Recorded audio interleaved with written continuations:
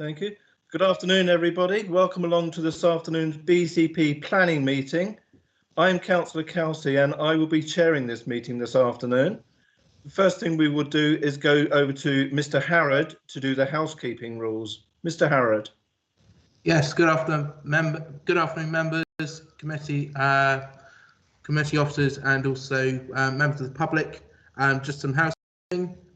Firstly, please note that this meeting of the Planning Committee is being recorded by the Council for live and subsequent broadcasts will be published on the website minimum of 6 months.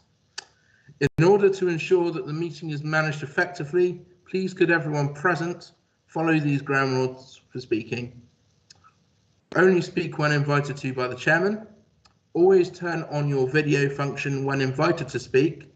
State your name before you speak if you have not been introduced by name. Mute your microphone when you are not talking.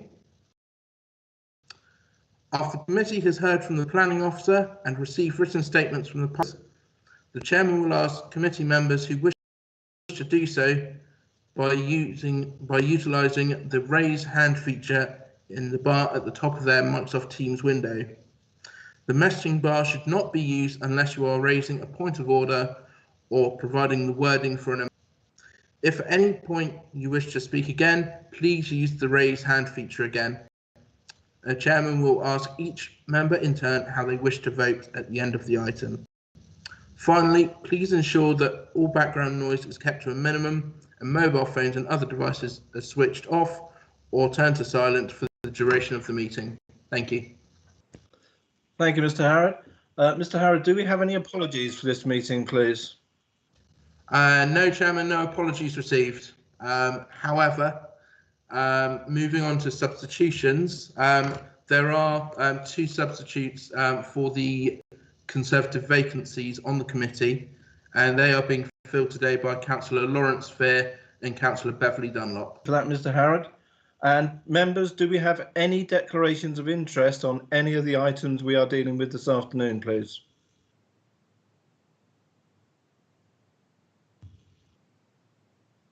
Councillor Hall, I believe that you have a declaration of interest on the final item, Portfield Road.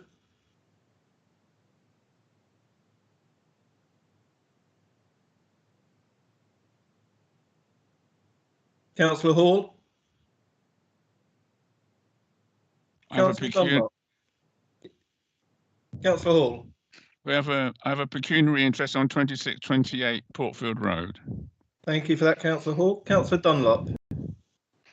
Thank you, Chairman. I have a declaration of interest for agenda item 6E, 44 West Way. I'm the ward councillor, but I will be actually speaking on this item, so we'll be withdrawing from any discussion and the vote.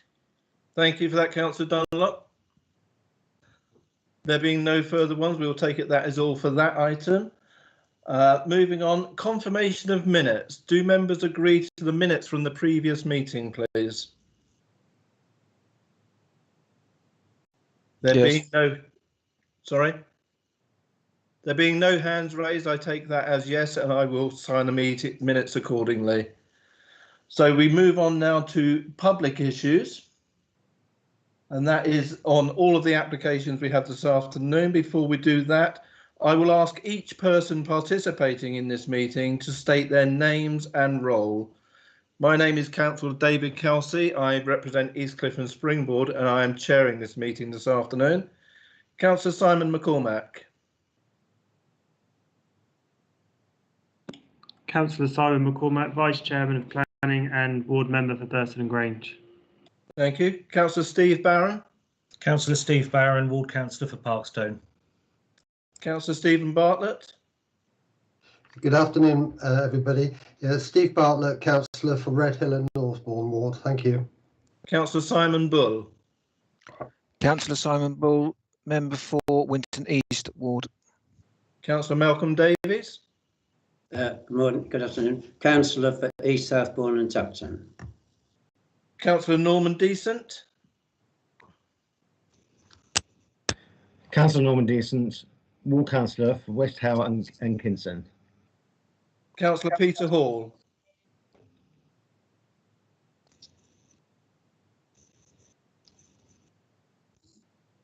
Councillor Hall?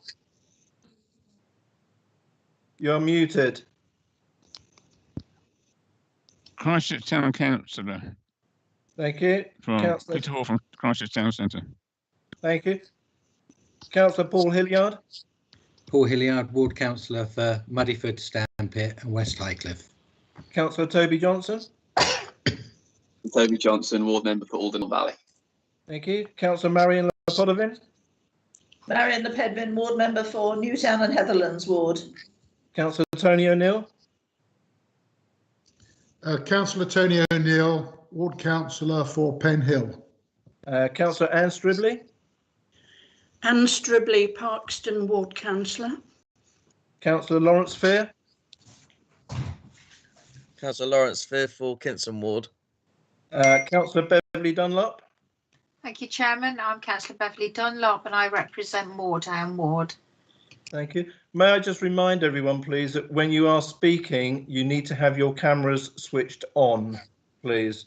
In fact, it would be easier if we all left our cameras switched on throughout the entire meeting. We do not have the width band problems like we used to with Skype. Moving on to the officers, Mr. Simon Gould. Good afternoon, Chairman. Simon Gould, Development Management Manager. Mr. David Hodges. Afternoon, Chair. David Hodges, Development Management Team Leader. Ms. Claire Spiller. Good afternoon, Claire Spiller, Senior Planning Officer. Mr. Peter Burridge. Good afternoon, Peter Burridge, Senior Planning Officer. Mr. Tom Hubbard. Good afternoon, Tom Hubbard, Senior Planning Officer. Mr. Colin Tebb. Good afternoon, Chairman. Colin Tebb, Planning Officer. Mr. Robert Firth. Good afternoon, Chairman. Rob Firth, Senior Solicitor.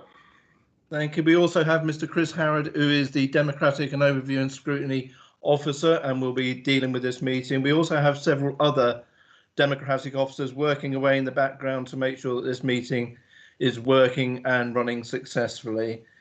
There is one notice that I must make beforehand, and that is the item that was at B for this afternoon has been withdrawn. This is due to technical difficulties and advice from our legal officers with regards to notices that the applicant had not filed correctly at the time. This will come back to us at some stage in the future, and hopefully everyone will be aware of this. The applicants are aware of what is going on and are in agreement with us deferring this one for the time being. So we will move on and we will go to item A on the agenda. And I will ask Claire if she would like to share her screen with us. Thank you, Claire, and it's over to you. Thank you, Chair. Councillor Kelsey, can everyone see the screen? Yes, thank you, Claire. Okay. This application is for a full planning application for the use of the existing retail unit as a Class A1 discount food store with external alterations and extensions, including a new service area, trolley bar, and canopy, and with associated plant area parking reconfiguration. So just to give you an idea of where it is in context, we have Poole Town Centre down to the south, and the application site is marked here, which was last used as office outlet, which is about 2 miles north of the town centre and towards the west of the BCP conurbation. The red line here just identifies the application building, which we'll come on to. Right, so putting the site in context, the application site is here, and here, and here. You have Tesco's to the north, and you have the residential area known as Oakdale to the south and east of the application site. And you have B&Q and Next and Curry's, PC World, and a whole range of bulky goods operators to the southwest of the application site within the retail park. Just to point out that the red line actually refers to the whole of the site. Again, this photo here is taken from unit 2, or sorry, This is taken looking towards the back of the unit, so this is unit 2 that we're interested in, and this photo is taken looking northeast to the unit. Again, this is the unit that we're mainly interested in. You'll see here, this is the bus stop, which is on Wimborne Road, and the bus stop is around here, and which is to the east of the application site. And this is looking northwest, so this house here is this one on the plan, so you're looking that way. If you know the site well, you'll know that within this area here is a network of footpaths that provide access to the residential properties which are all located down here, and the footpath runs along the site up into Wimborne Road and to the bus stop. Again, this is just taken within the car park and looking north to the unit. This is regards to the proposed internal layout. The ochre colour is regarding what would be the shop floor. The yellow would be the staff facilities serving the units, retail unit, and the blue area would be the warehouse. There are some proposed extensions, which is a loading bay at the back, some plant area to the side, and a canopy at the front, which I'll come on to in a minute. So again, on this slide, you can see some of the alterations. This is what the front of the store would be looking like, and here would be the proposed plant on the building, and this is the rear of the building. Again, this is looking at the side of the building from the Fleet's Lane, so this would be the new loading bay, and at the front would be the new canopy. And on the side elevation, there would be the new windows that would be going in. And again, this is the loading bay, and that's the canopy. It's considered that the scale of the extension to the existing building would integrate well into the building and the wider site, and there would be no adverse impact on the character or appearance of the area. With regards to the layout of the site, the entrance into the site, which is here, remains the same.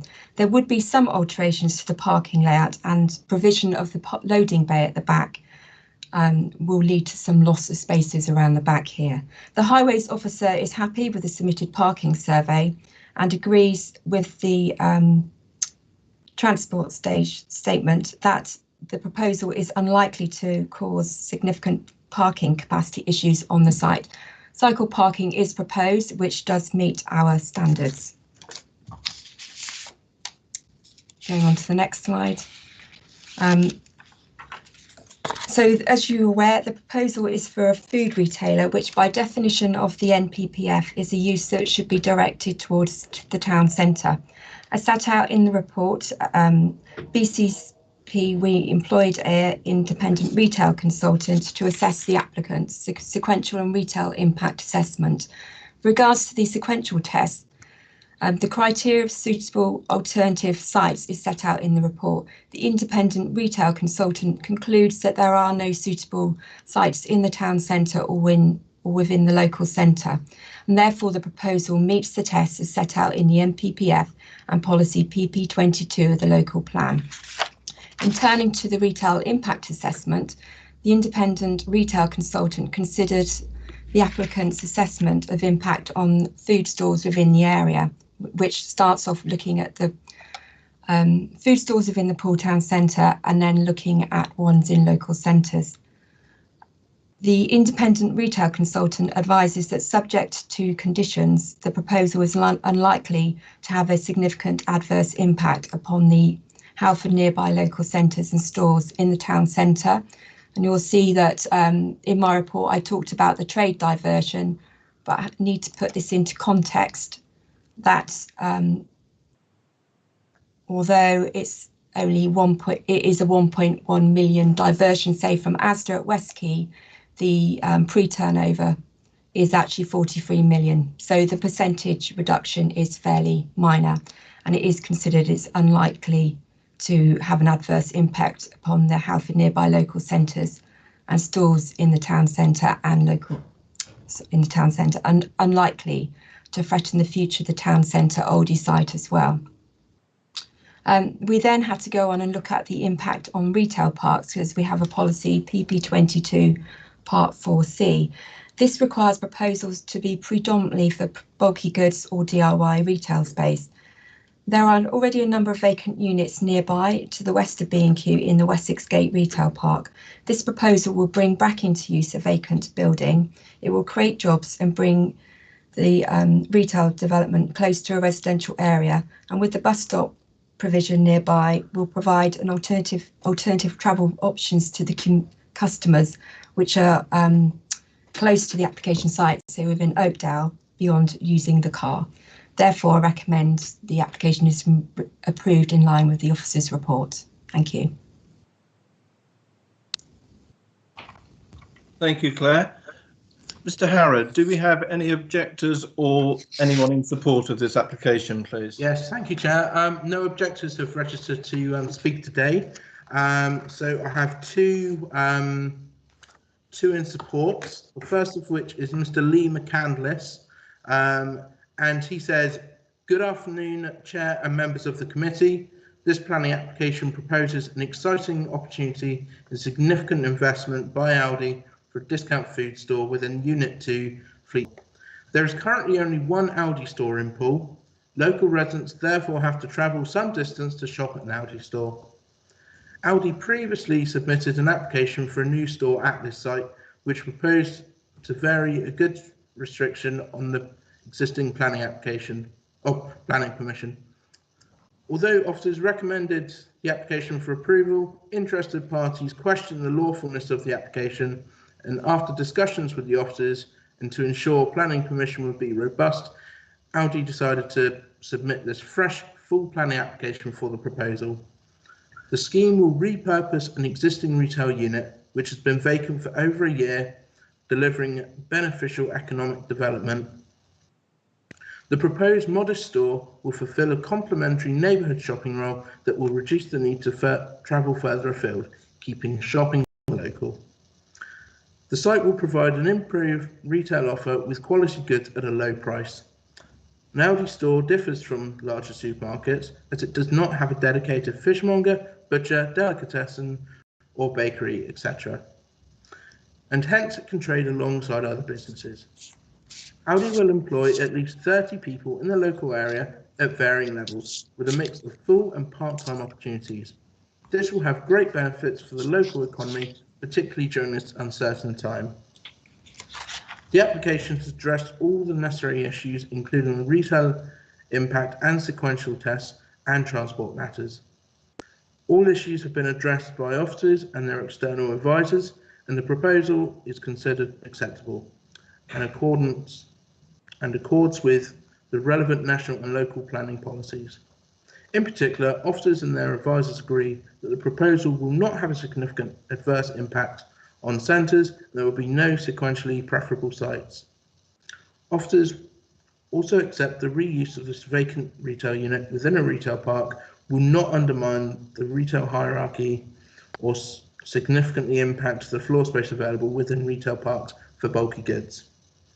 It is agreed that local residents will be able to access the store by non-car modes, including by foot, bicycle and public transport, as well as by car. This development has received overwhelming public support and is an ideal location for an Aldi store, bringing a vacant retail unit back into beneficial use and providing a much needed, clearly wanted retail facility to the local area. We consider this as a clear case where the benefit of planning permission should be granted. I therefore urge you to follow the officer's recommendation, resolve to grant planning permission. The final statement from resident Glenn Jamieson states, "I would like to support this application for the following reasons. It brings back into use a vacant building which would otherwise be left empty for a considerable length of time. It will add retail choice in the area. It is within easy walking distance of a considerable amount of homes, as well also brings with it some retail jobs."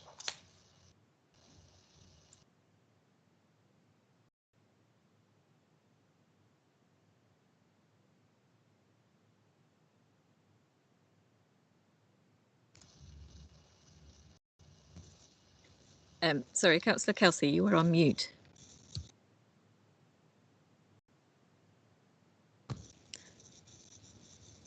You're still on mute. Sorry. Yeah, no, you're right. Sorry about that. I believe you wish to speak on this application, Councillor Rice. Yes, I was particularly worried that I was missing my opportunity. No, no, not at all. Not at all. Thank you very much. Yes, I'm Councillor Felicity Rice, Councillor for Oakdale. Just give me a second whilst I bring up my notes. Okay, so first of all, I would like to acknowledge that I understand this application has had many letters of support from residents. I have personally had 4 residents write to me in support of this application, and no residents have written against the application. However, this application in my mind is not just a simple planning application for example, a house conversion or something like that, but this is something that impacts our high streets, Poole High Street particularly, Oakdale Centre, all of the Oakdale small shops. It affects the traffic and congestion in our area, air pollution, and most of all the community spirit of Oakdale. And therefore I felt it was appropriate that it should be considered by the committee, given the degree of importance. I would particularly like to propose that this application is considered in light of Poole Local Plan PP 22 paragraph 1, which has been highlighted already. The council adopts the town centre first approach. New proposals for retail or other main town centre uses should be located in Poole town centres, district centres, local centres and neighbourhood parades in accordance with retail hierarchy. On page 78 and table 32, you will see all the areas that are classified as that. And this area, as you can tell from the map, is not in our not in any of those, and certainly not within the neighbourhood parade. There was obviously a lot of work and evidence that went into producing this Poole local plan, and these guidelines are put in place for a reason. One of these reasons is to do with the impact of out-of-town supermarkets on local shops that are more within our local centres. In Oakdale, we have had a variety of shops that have been lost in the past. However, we have just recently lost a one-stop in the area centre, and now the closest shops to this proposed Aldi are a post office in Oakdale and a small grocery store on Vicarage Road. This corner shop is 500 metres away from the new proposal for a supermarket. We have lost the one stop in the centre of Oakdale, and the chances of this being able to be reopened to provide a local food outlet with local jobs seems very remote when we think about a new supermarket opening up so close. How long will it be before the post office has to close or the corner shop? So this is really why I wanted to highlight this application, because I'm really concerned about the local shops. If the shop was opening in the centre of Oakdale, this would be more in keeping with the local plan, helping to bring people into Oakdale. Instead, this will draw people away from our existing shops, depriving the centre of Oakdale of footfall and community spirit. And it is for these reasons that thinking about a 10 to 20-year plan for Oakdale, I just can't see how this is helpful to bringing our communities back to thriving locations if we continue to ignore the local plan and encourage everyone to drive to out-of-centre supermarkets. In the short term, yes, I can totally understand why residents are in support of this. A nice new supermarket seems lovely, but in the long term, I think most people acknowledge that it has caused the situation that we have on our high streets, and that nowadays, and removes local jobs, which are replaced by supermarket jobs, but these are owned by local, large multinational companies that are not invested in the local area. There was a survey done in 1999 called The Impact of Out-of-Centre Food Superstores on Local Retail Employment. This was funded by the National Retail Planning Forum, and they actually found that every time a large supermarket opens, on average 276 local jobs are lost, and the impact can be felt up to 15 kilometres away. So yes, there may be evidence to say that they will create jobs, but I do beg to, well, this evidence certainly suggests that actually it has a huge impact on local shops and actually local jobs that were there and then are lost because of supermarkets opening up. So chain supermarkets are less efficient at creating local jobs, and they are also less efficient at building social capital. Obviously, this is going to be different in different places, but we have already built many out-of-town supermarkets throughout Poole, and in this particular location, as we've already seen, there's a very large Tesco's nearby, and actually just off the map, there is also a newest Lidl's to the north. It is very easy to imagine that the local shops we have now will suffer and potentially be lost. I can see why residents are in support of it, but I know that I have spoken to residents about the impact on our high streets and local shops, and they all agree that they do not want these to disappear, and they would like to be able to walk to local shops wherever they can. There has been some mention that this is walkable from Oakdale residents. However, actually, there are several barriers to walking due to the speed of traffic in one road in particular that actually will be a significant barrier to actually walking to this, even though the distance is not that great. There are pros and cons to this application, but in summary, when thinking about a thriving community within Oakdale with local shops and local jobs, this application is not in keeping with the pool plan hierarchy and will have a negative impact on keeping and creating local shops within the heart of Oakdale. Thank you. Thank you, Councillor Rice. Claire Spiller, I wonder if you would like to come back on any of the comments you've heard from Councillor Rice and from the applicants. Yes, please. First of all, the retail consultant did look at the impact on the one-stop, and it was considered that there would be a loss of turnover about equivalent 1.3%. So yeah, stores within all the local centres were looked at around Poole, and it's the conclusion that our independent consultant has come back with. There is a hierarchy and set out, and that's part of the sequential test, which the applicant has demonstrated, and it has been confirmed by the independent retail consultant. We also need to look to the NPPF, which has the overriding policies, which is why they went through the sequential tests and exceptions test to conclude that there wouldn't be any harm on the local centres or town centre. Thank you, Claire Spiller. I will now open this up to the members of the board, and firstly, Councillor Anne Stribley, please. Thank you, Chairman. On this one, I largely agree with the ward councillor.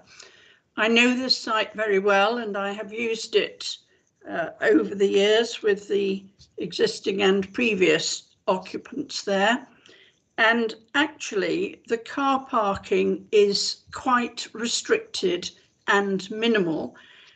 You can see from the plan we have in front of us that it is a very narrow point at the bottom, and I cannot possibly see that accommodating the sort of car parking that Aldi would expect, or indeed any other supermarket would expect to have on a regular basis.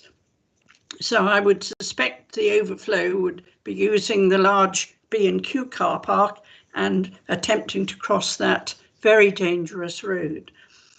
It is too far out from all but a few residences to be a reasonable walking distance, especially to do your weekly shop, because it's not just usually one bag of bits and bobs that people have been in to buy, but a large weekly shop that normally fills their boots or fills several carrier bags and would be far too heavy to go far.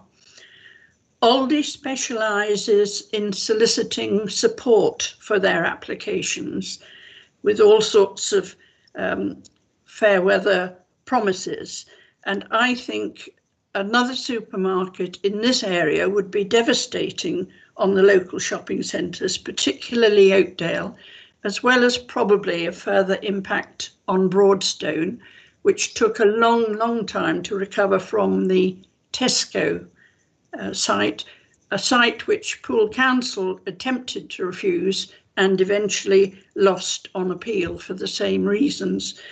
We have a very strong policy in our local plans that the retail shopping parks should be for heavy goods, but not for groceries. And this in general works very well, but I'm quite certain that here, if this is yet another stopping off point from everybody from the north, east and west, town centre will deteriorate even more. And we have a surviving, I won't say vibrant at the moment, but certainly a surviving retail centre there. I don't put too much credence to what consultants, the retail consultants, say, because in my experience, when you go to consultants, they actually ask, well, what result are you looking for? And they normally can, there's an argument both ways, and they can work it to whichever argument you are looking for. I think it's in the wrong place. We should be looking at a district shopping centre, such as Oakdale, or the town centre, where there is an Aldi supermarket already. Whether they are intending to stay there or not is a different matter. But there certainly won't be more residents wishing to beat a path to their door in this point north of Oakdale, carved by the A3049, separated from the north by that very busy road. So you're only looking at, in effect, Oakdale and a few residences in that area to be the likely walking shopping public there. I personally think it's in the wrong place, and I am absolutely convinced that they will very soon, or if it were to go ahead, they would very, very soon find that the parking is totally inadequate. So for that reason, I won't be supporting. Thank you, Chairman. Thank you, Councillor Stribley. Councillor Tony O'Neill.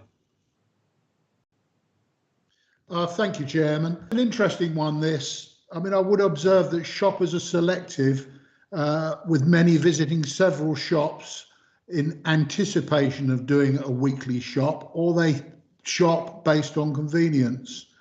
And I think we all acknowledge the face of retail is changing, and that's due to online shopping and the reality of the economics of the time.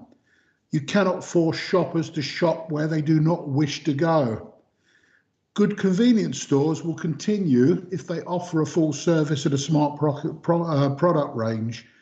And in my view, this proposal does not undermine the town centre or area shopping, but adds much needed competition to the grocery retail environment. And it adds jobs at a time when the coronavirus is causing residents stretched finances and indeed notable redundancies. It will keep the nearby retail superstore on its toes to the advantage of all residents. As a retail park location, there is more than adequate parking in my view, and reasonable crossing facilities. There are reasonable travel options also. The location and the intent of this development is in keeping with the surrounding trading environment, I believe, and therefore I will be supporting this application. Thank you, Chairman. Thank you, Councillor O'Neill. Councillor Hilliard, please. Thank you, Chairman. It's a couple of questions, please, for the officer. It's relating to the impact on neighbouring properties, sections 63, 64 and 65. First of all, could the officer confirm, so 64 relates to, says there's no planning restrictions on deliveries. Now, obviously, being a food retailer, there will be more deliveries than existing to the Wren and whatever was in the site before. So the question is, can we this time add a restriction on when deliveries can be made? And then the second question about the refrigeration plant, where it says there's not materially harmed, could the officer just confirm that? I can't remember what the decibel guidance is, but is that what she means, that it's well below? Is it a gentle hum, or is it more than that? Thank you. Claire, would you like to respond, please? Yes, with regards to the condition, yes, there isn't a condition at the moment. If you needed to put on a condition, you could do, but just bear in mind at the moment, due to the impact of coronavirus, there is a conditions are to be relaxed at the moment because of stores needing to bring in extra food stores during the coronavirus epidemic. But obviously that is short term. If you felt that it was necessary to put in a condition, you could, but bear in mind that there are the nearest housing is also close to the roundabouts, and also the main Wimborne Road. So I think there is already a noise impact from vehicles travelling on the road, but it wouldn't be necessary in my view. Regards to the refrigeration plant, we had our noise experts in consumer protection look at that, and I don't know offhand what the decibel is, but they concluded that there wouldn't be harm to the nearest residential units. What we would just want to know is the precise location within that compound and tie them down to what units would be going in it. But the Consumer Protection are happy that any plant going in there wouldn't harm the amenities of the nearby residents. Okay, thank you for that. Yeah, thank you, Claire. Are you happy with those responses, Councillor Hilliard? Yeah, appreciate that. Thank you. Thank you. Councillor Johnson. Thank you, Chair. I'm largely in agreement with Councillor O'Neill on this one. I think that during these trying times, any opportunity to restore an empty unit to working order with a nice, smart new supermarket, I think is an excellent idea. I also would be very worried about disregarding an independent report as to the impacts. I think that we'd be in very dodgy territory if we just turned around and said that these professionals were incorrect and relied on our own personal experiences. We rely on these reports to provide us with the information on which to make our decisions, and I think it is dangerous to ignore them. So I, for one, cannot see any reason not to support this, and I will be supporting it. Thank you, Chair. Thank you, Councillor Johnson. Councillor Steve Bartlett. Yes, thank you, Chair. I agree entirely with Councillors O'Neill and Johnson. I think the issues that raised by Councillor was it Anne Stribley? Yeah, sorry, Anne. Yeah, I think all the issues that she's raised were examined by the officer in the officer's report in quite some detail. I don't think there's anything new that she raised which hasn't been addressed. So I will be supporting the recommendation, and I see there's nobody else willing to or wanting to speak after me, so I'm going to propose to support the officer's recommendation to grant the application. Councillor O'Neill would second that, Chairman. Thank you very much to both of you for that. I have taken that and noted that. I will just speak just briefly on this. I live in the East Cliff and Springbourne ward, where we've had a new Aldi open up not more than 100 metres from the existing Asda store there.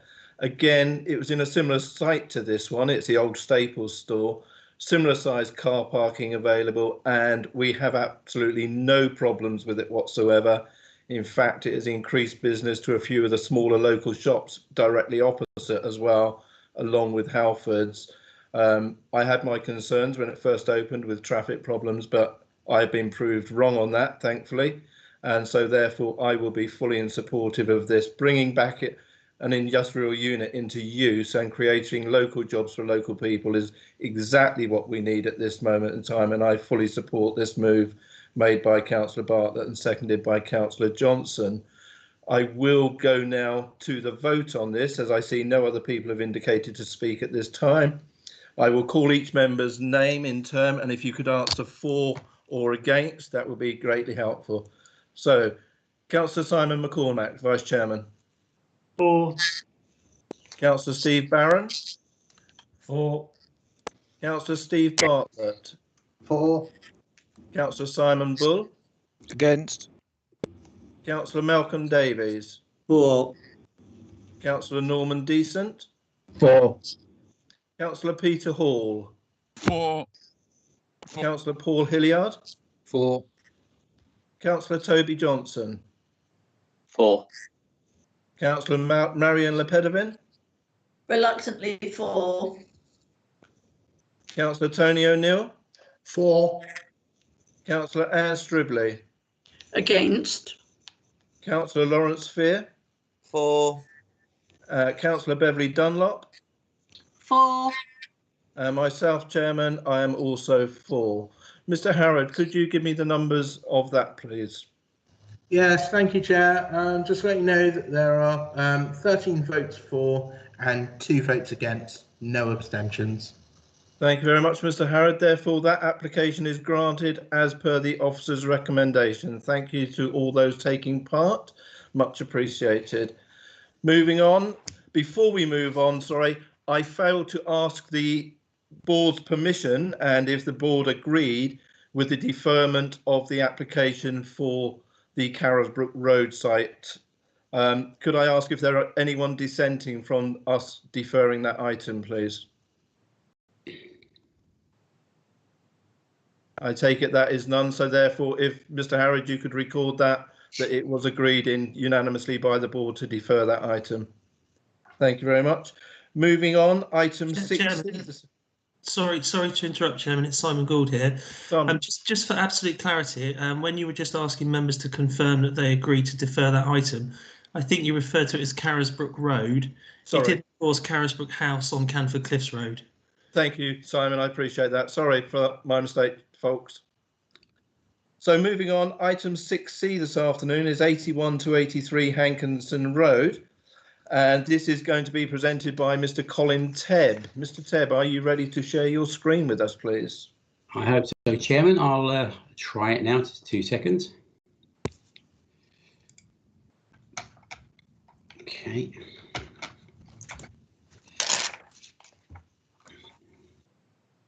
Okay. Hopefully you can see that now, Chairman. We can, thank you, Colin. Yeah. Okay. Right, thank you, Chairman. Yeah, this is a application that was deferred in June by the members for an arboricultural officer to attend a later meeting, and also for an up-to-date parking survey to be provided for this site. The application relates to a proposal for a bungalow to the rear of Hankinson Road, which is to the north of this star here, shown here. This is an aerial view of the site. The access road to number 81A drops down to, which is to the rear of Hankinson Road, sorry, drops down to the existing bungalow here. Our site is next door, or the site is next door, which is proposed to erect a further infill bungalow. To the right hand side here is not shown actually, but now has been subsequently constructed is a further bungalow that's been erected to the rear of number 85 with a corresponding access between 85 and 87, sorry, 83 and 85 to a new bungalow here that I'll show you in the photographs shortly, Chairman. Again, sorry, this is the site here outlined in red. So this is existing access down to 81A. Existing bungalow. Again, the new bungalow rear of 85 again isn't shown. I'll try to just walk the members around the site. This is a photograph looking towards the entrance of the bungalow to 81. Again, walking down the driveway towards 81A, sorry. So this is 81A, existing bungalow. In the distance are the properties in Maxwell Road that this site backs onto. This is the mature lime tree referred to within my report that's outside the site, but in Maxwell Road Gardens. This further photograph is taken from the existing turning head in front of 81A, looking towards the site at that time. This photograph was taken obviously prior to the meeting in June, showing the existing laurel bushes in this area here. Obviously, the application was deferred at the meeting in June, and unfortunately, these laurel bushes aren't protected. So later in the year, myself and the trees officer visited the site when we became aware that the laurel bushes on the site had been removed. The intention was originally that, and the recommendation was that these laurels be trimmed back and made into a permanent hedge backing onto Maxwell Road, but unfortunately, they've subsequently been removed.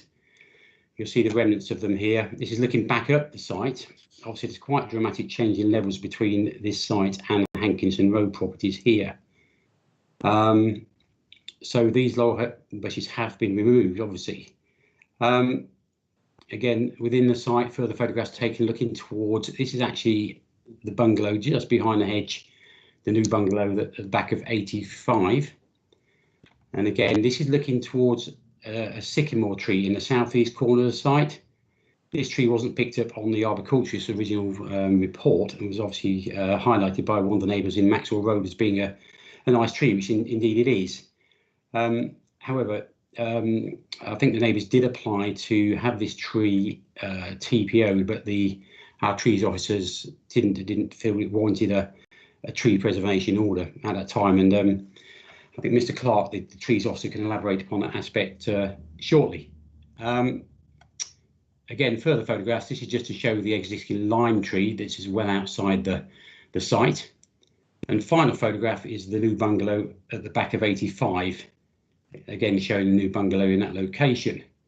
In terms of the application, these are the original plans considered by members at the Planning Committee in June, with the 2 parking spaces. Obviously, the minutes were to provide. Sorry, if I take the parking issue first, Chairman, if that's okay. Can everybody hear me? Right? Anyway, I can't hear any noise back, any feedback as yet, but you can hear me, can you, Chairman? We can indeed, Mr. Ted. We'll come back to you once you've finished your complete presentation. Thank you. I wasn't sure if my microphone was turned off, but hopefully not. Good. Yeah, so taking the second aspect first, which was the up-to-date parking survey being provided, the highways officer did not object to this layout showing 2 spaces on the original scheme. However, subsequently, the plan has been amended. This is slightly complicated because it's got all the levels and various other lines over it, so it's not as clear as a previous drawing, Chairman. However, it does now show they essentially have increased the size of the site and the parking by reducing the area remaining for the Hankinson Road frontage property. So effectively reducing the garden and that distance there to provide 2 tandem spaces and a 3rd visitor space. On that basis, obviously, we reconsulted the highways officer, and again, they were happy with the original plans, and obviously they're happier with the amended plans. This is the elevations and floor plan. Nothing has changed since the original consideration by members in June. It's a single-storey bungalow at the moment, and this is finally the Arboricus amended plan, now showing the twin-stemmed tree by the 2 blue dots here, Chairman, remaining within the site, and obviously the proposed bungalow. The proposed bungalow, obviously outside the root protection area, so therefore safeguarding this sycamore tree. In addition, the black dots are essentially a replacement beech hedge that they're proposing to plant once they've ground out the stumps of the existing the former laurel hedge that was here, or bushes. And finally, Chairman, in terms of the Arboricus report, an updated report, they're now showing a 2.5 metre high fence, close boarded fence here. And just for members' observation, this is actually an extract from the Arboricus updated report showing in detail what they're proposing. So I'm sure Mr. Clark may have some questions on the Arboricus side of this. They've obviously now provided a 3rd car parking space, and therefore we felt that the recommendation, as per the previous report, is one of approval. And I think that's the end of the presentation, Chairman. I'm not sure if my colleague Mr. Clark's got anything to add to that, but thank you very much. Thank you, Mr. Tebb. Before we come to Mr. Clark, Mr. Harrod, do we have people speaking in objection or in approval of this one, please? Yes, thank you, Chair. I have one from either side. So starting off with Veronica Thornton, who's objecting. We live at number 69 Hankinson Road and want to object to the application at 8183 Hankinson Road. Hankinson Road has seen a big increase in properties being built at the back of properties in this street. Parking is off the scale. My neighbour works in a care home, gets home at midnight, but has to park streets away. There's lots of HMOs, also with multiple cars rubbish strewn about the street from overused bins. Since some roads are one way now, Hankinson Road has become a main route. With the amount of parking, it's like Derby Day. Enough is enough, and there are still some houses with families. No more multiple housing or garden builds. Thank you. The next one is from Jess Glover, who is the agent for the applicant, and she writes, good afternoon. This application seeks to erect a bungalow to the rear of 81 to 83 Hankinson Road and has been recommended for approval by planning officers.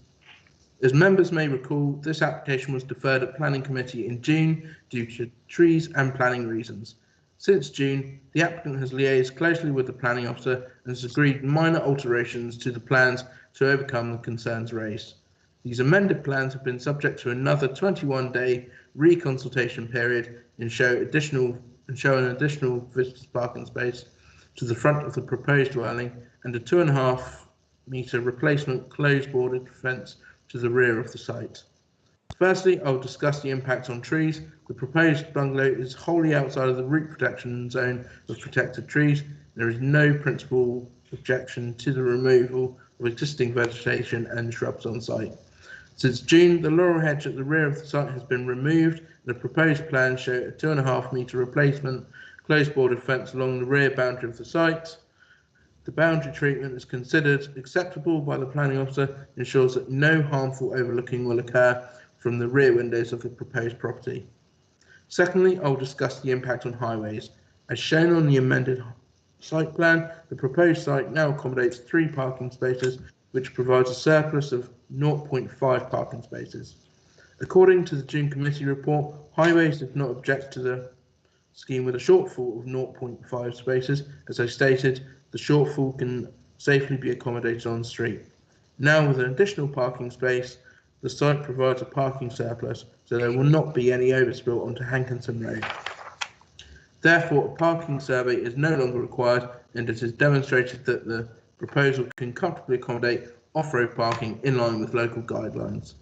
The application is considered acceptable in all other aspects, safeguarding the character and appearance of the area and neighbouring amenity. The principle of backland development has been accepted to the rear of Hankinson Road, and therefore the proposal use of urban land. In conclusion, the scheme will represent a positive addition to the rear of 81 to 83 Hankinson Road, is wholly compliant with local and national policy, and will contribute towards the objectives of sustainable development. I hope you agree with your planning officers and support this proposal accordingly.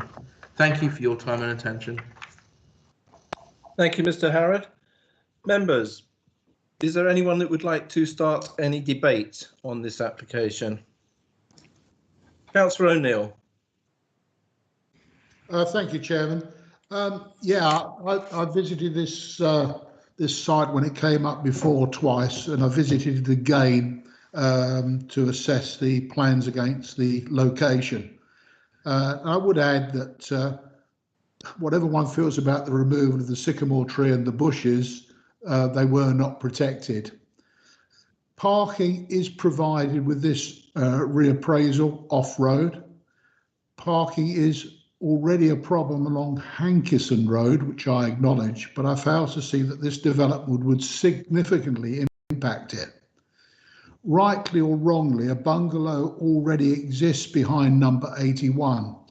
It's single story and does not present much harm to its surroundings. This application is, in my view, similar, and therefore I will be supporting the application. With regards to the access and egress to the area behind Hankinson Road and the topography, whilst there has been some development, I think that is constrained by the current infrastructure. So I actually think it's well worth supporting this additional accommodation. Thank you. Thank you, Councillor O'Neill. Councillor Johnson. I must confess that when this came before us originally, I wasn't much a fan of it. I certainly didn't think that the parking was could be accommodated on the street as the report suggested. However, with this new plan, with the added parking, I certainly don't think there's any policy reasons that this could be refused. there is, as we all know, a significant problem with the parking on Hankinson in the surrounding area. However, this particular development on its own merit more than accommodates its own impact, and as such, I really don't see any reason why we could refuse this. And if nobody jumps in afterwards and change my mind, I would move that we accept the officer's recommendation. Thank you, Chair. Thank you, Councillor Johnson. Councillor Simon Bull. Thank you, Chair. This application falls in my ward, and I know the area very well. Of course, I visited the site on a number of occasions. I agree with Councillor Johnson. The parking, although Hankinson Road is a nightmare for parking, it has a lot of issues, and it is used as a cut through at the moment.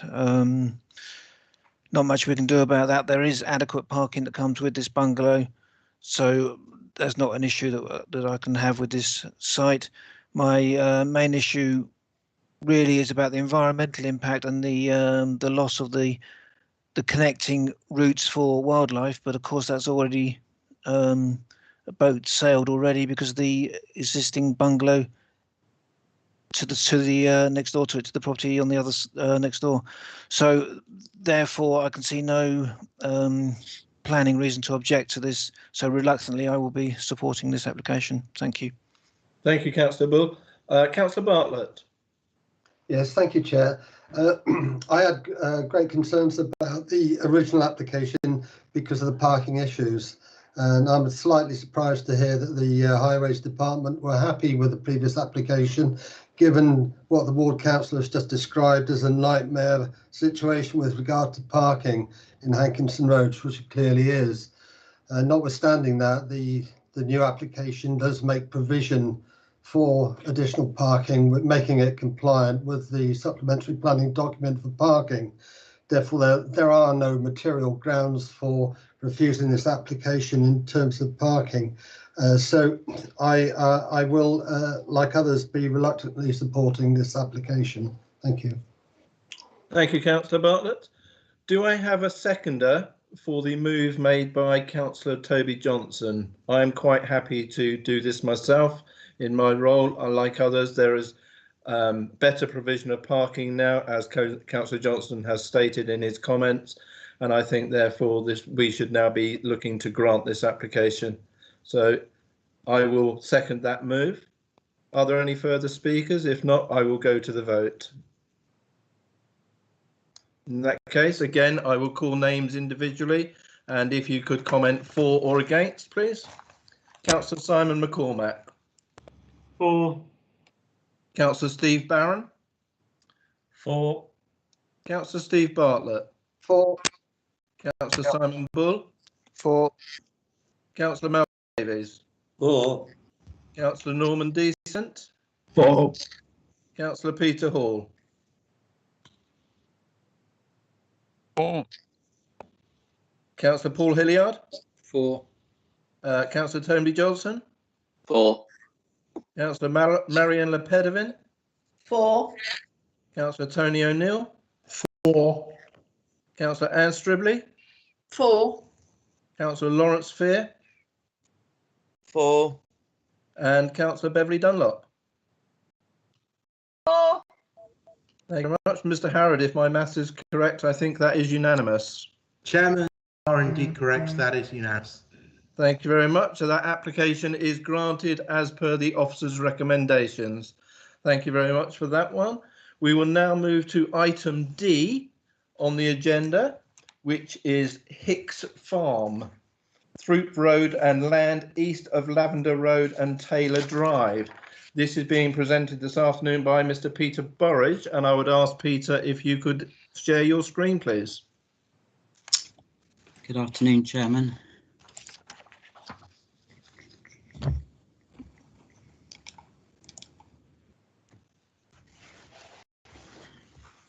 That should now be visible to you. It is. Thank you, Peter. Good afternoon, Chairman. Good afternoon, members. This application is a full planning application that relates to Hicks Farm on Throop Road and land east of Lavender Road and Taylor Drive. The application has been submitted by BCP Council Park Services and seeks planning permission for the change of use to provide suitable alternative natural green space, together with the formation of associated infrastructure and a car park. The application site is identified in red, with further land owned by the applicant identified in blue. The application site measures some 11.93 hectares. This is an aerial view of the main part of the proposed SANG. Hopefully you can see the marker here. So I'm just sort of showing the main area where the SANG is with that highlighter there. Sorry, could I just ask you, just for the sake of any members of the public that are listening in on this, could you explain what a SANG is, please, just in case the members of the public are not aware of what a SANG is? Yes, I'm coming to that in a minute, Chairman, in my presentation. Would that be okay? That's absolutely fine, Peter. Thank you. Okay, sorry. Messed my presentation up otherwise. Oh, sorry. No, that's fine. I'll just run through some pictures of the area and then I'll explain what a SANG is.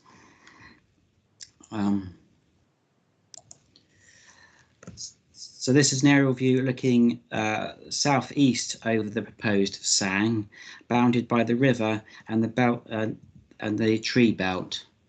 So that's this area here. Berry Hill Sludge Treatment Centre is shown at the bottom of the screen down here, just to aid bearings. This is an aerial view looking towards Throop, with the proposed SANG area adjoining the north side of the river. So we'd be looking at this area here. This is an aerial view showing the area of the proposed car park and the connecting path. So we're looking at this area here.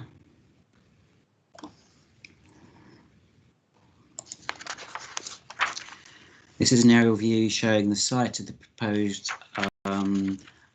route through to the car park.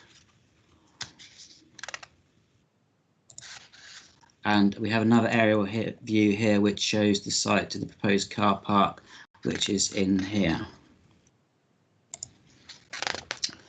This is an aerial view which would show the car park viewed from behind the properties fronting Taylor Drive, with the entrance to the car park, which would be in this area here. And this is a view also from the back rear of the properties facing Taylor Drive, showing where the pedestrian access would come out from the route from the car park leading to the SANG.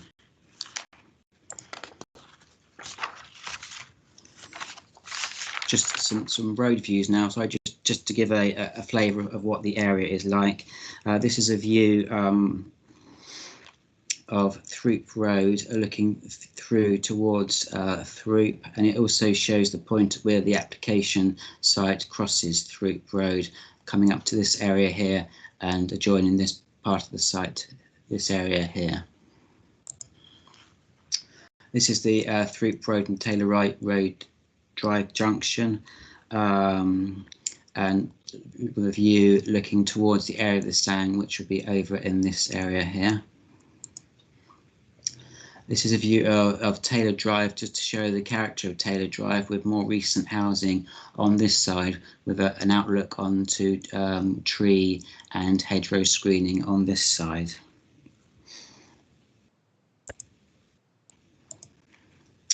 This is for another view of Taylor Drive. This is looking northwards at the point where the new car park entrance would be formed.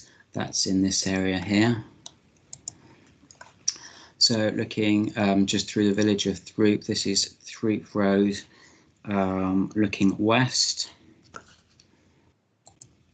A view of Stour Walk, looking towards Hicks Farm here, with the proposed SANG area behind. and a view looking north from Throop Road towards the application site beyond the trees, so over in this area here. A view looking east along Throop Road.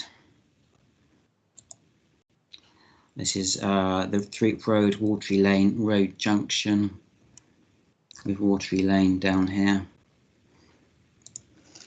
And this is a view looking the opposite direction along Watery Lane at the point of one of the proposed entrances to the Sang.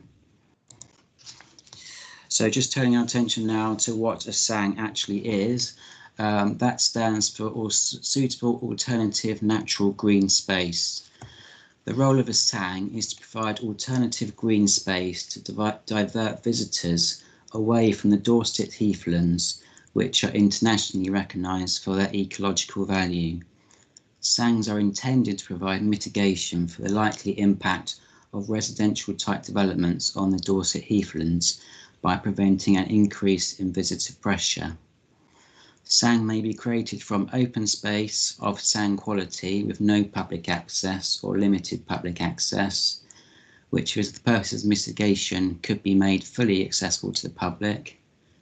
Existing open space, which is already accessible but could be changed in character so it can be more attractive to the specific group of visitors who might otherwise visit the Dorset heathlands, and land in other uses which could be converted into Sang. Sang are designed to provide an attractive environment to encourage passive recreational uses, including for walking, dog walking and cycling. Currently, the land is primarily or has been primarily used for private grazing with limited public access. The proposal would be for new paths, planting, and would also include a car park which would accommodate 20 spaces. This application is labelled as phase 1, indicating that there will be further phases. Phase 2 has not been agreed, but is more likely given the adjoining land, which is within the council ownership, and future aspirations if this application were to be approved. This site shows the overall site layout. So we have the main Sang area here and the car park down here with the access to the car park along this route here. The existing footpaths are outlined in blue. New paths and routes are outlined in red, so that's dots, blue dots and red dots. The hashing here shows areas which would be likely to be grazed on a rotational basis during the spring and the summer.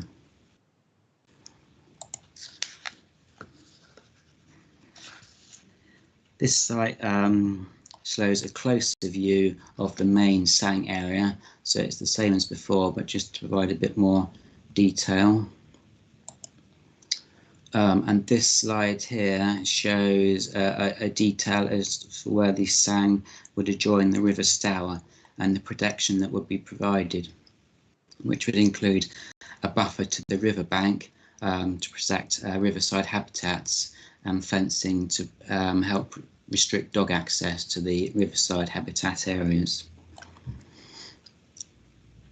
So you can see that there's a path which would run alongside the riverbank.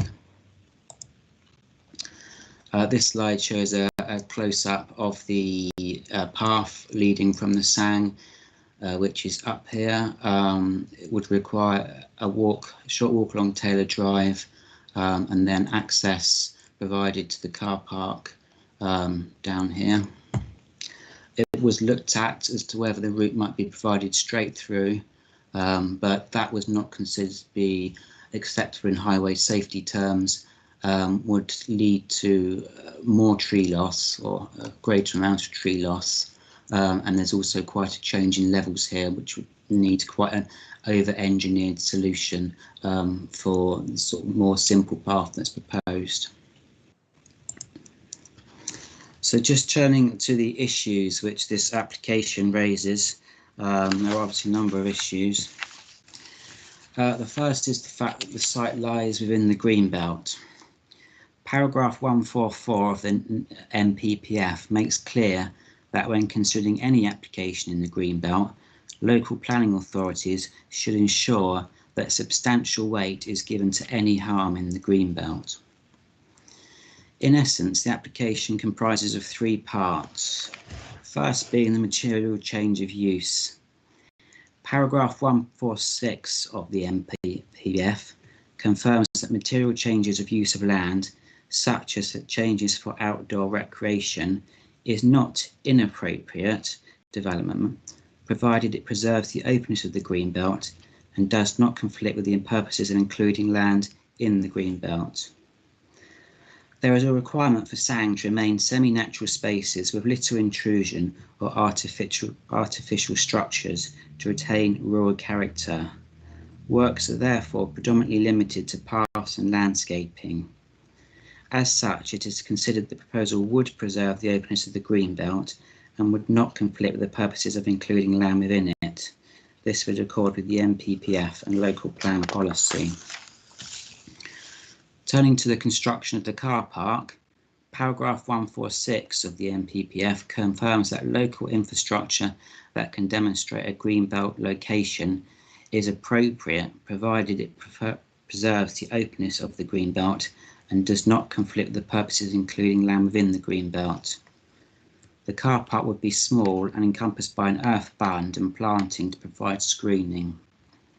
It would therefore preserve the openness and would not conflict with the purposes of including land within the Greenbelt and is considered to be compliant with the MPPF and planning policy. The other infrastructure works, this would relate to the pathways, signage and the dog pond, for example. These works would be small scale and are not adjudged to have a harmful visual impact. In so doing, they would again preserve the openness of the Greenbelt and would not conflict with the purposes of including land within the Greenbelt and would therefore be compliant with the MPPF and local plan policy.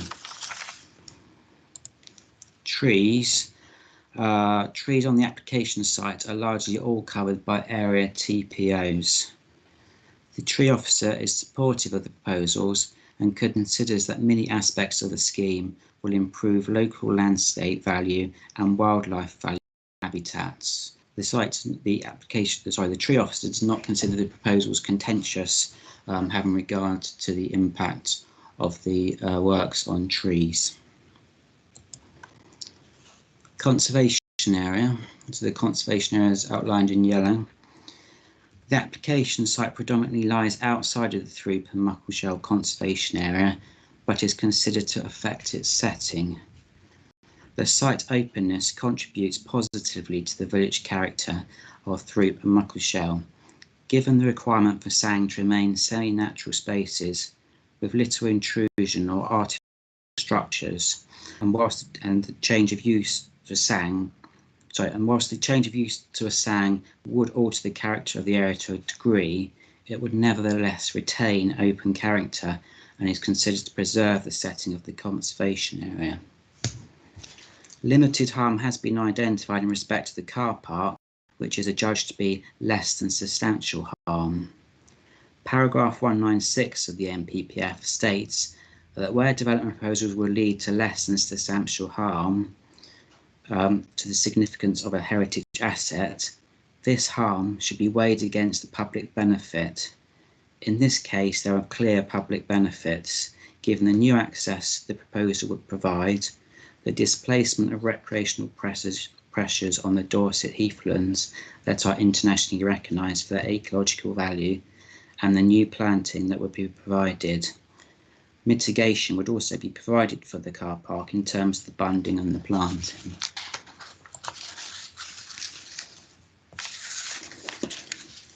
The limited harm would therefore be outweighed by the public benefits, and the proposal is considered to accord with the MPPF in this respect. So I jumped ahead there. Moving to listed buildings in the locality, these are highlighted in red.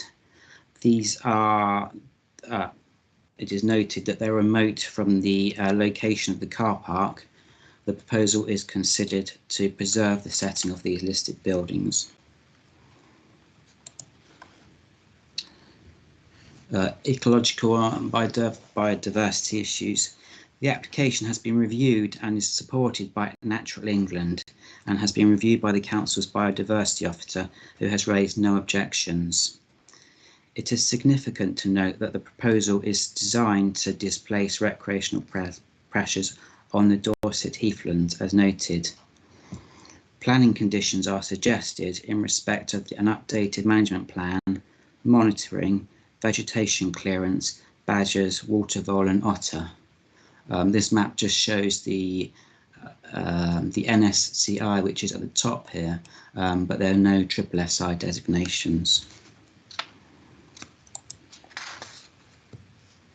Flooding. It is acknowledged that the site is subject to flooding. However, this is usually in months when sensitive species of birds and reptiles on the heath have finished nesting, so the displacement of people to the heath would have a lesser impact on at these times. Airport safeguarding. The proposal has been considered by Bournemouth Airport, who have raised no safeguarding objections to the application. Highway impact. The area is already popular with visitors and is within easy reach of urban areas. Surveys show that half of visitors to the Dorset heathlands arrive by car and about half on foot. SANG may be intended principally for a local population within 400-metre catchment, or to attract visitors who arrive by car. They might obviously have both functions. In this case, there's easy access between the car park and the SANG, albeit there is a minor road to cross. The application has been assessed by the local highways authority, who have raised no objection. In this regard, they note that peak hours for SANG use is outside of traditional commuter hours, and the 101 daily trips that are forecast would not have a readily noticeable impact on the local highway network. Just to consider alternative sites which the application has looked at.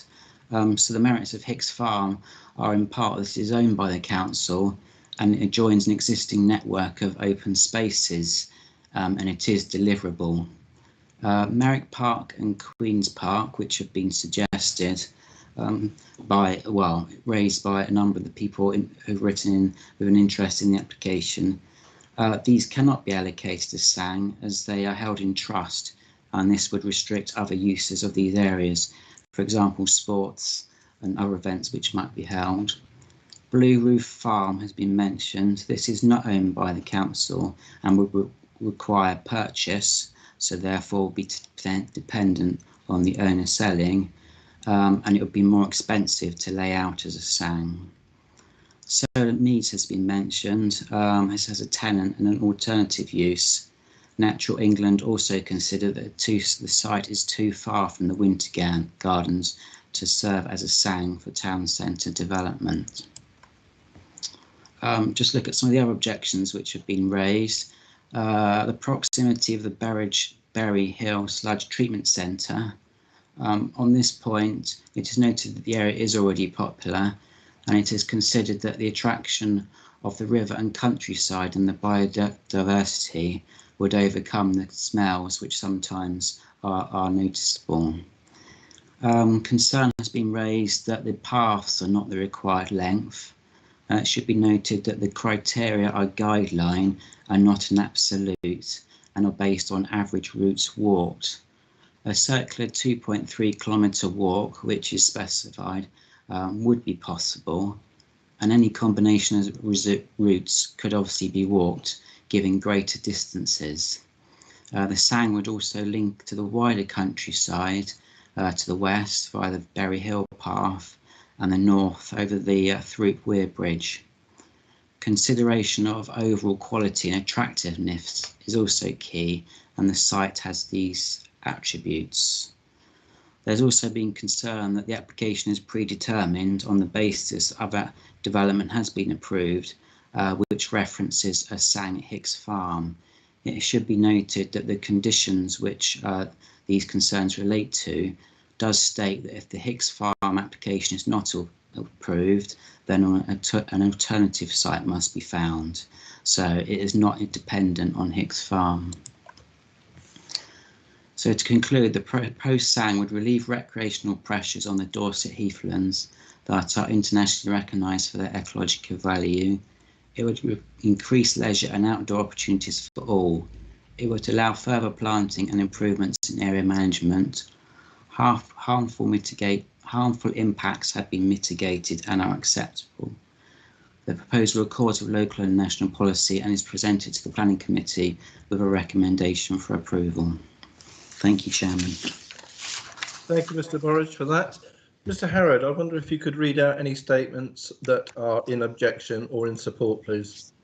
Yes, thank you, Chairman. Firstly, two statements in objection. The first of which is from Nathan Corcoran, who is writing on behalf of the Throop Village Conservation Group. And he says, we note that the recommendation is to grant this planning application. We would remind honourable councillors that they are duty bound to act within the planning laws. 1. Alternative SANG locations. This application should be dismissed as suitable alternatives have not been given due consideration.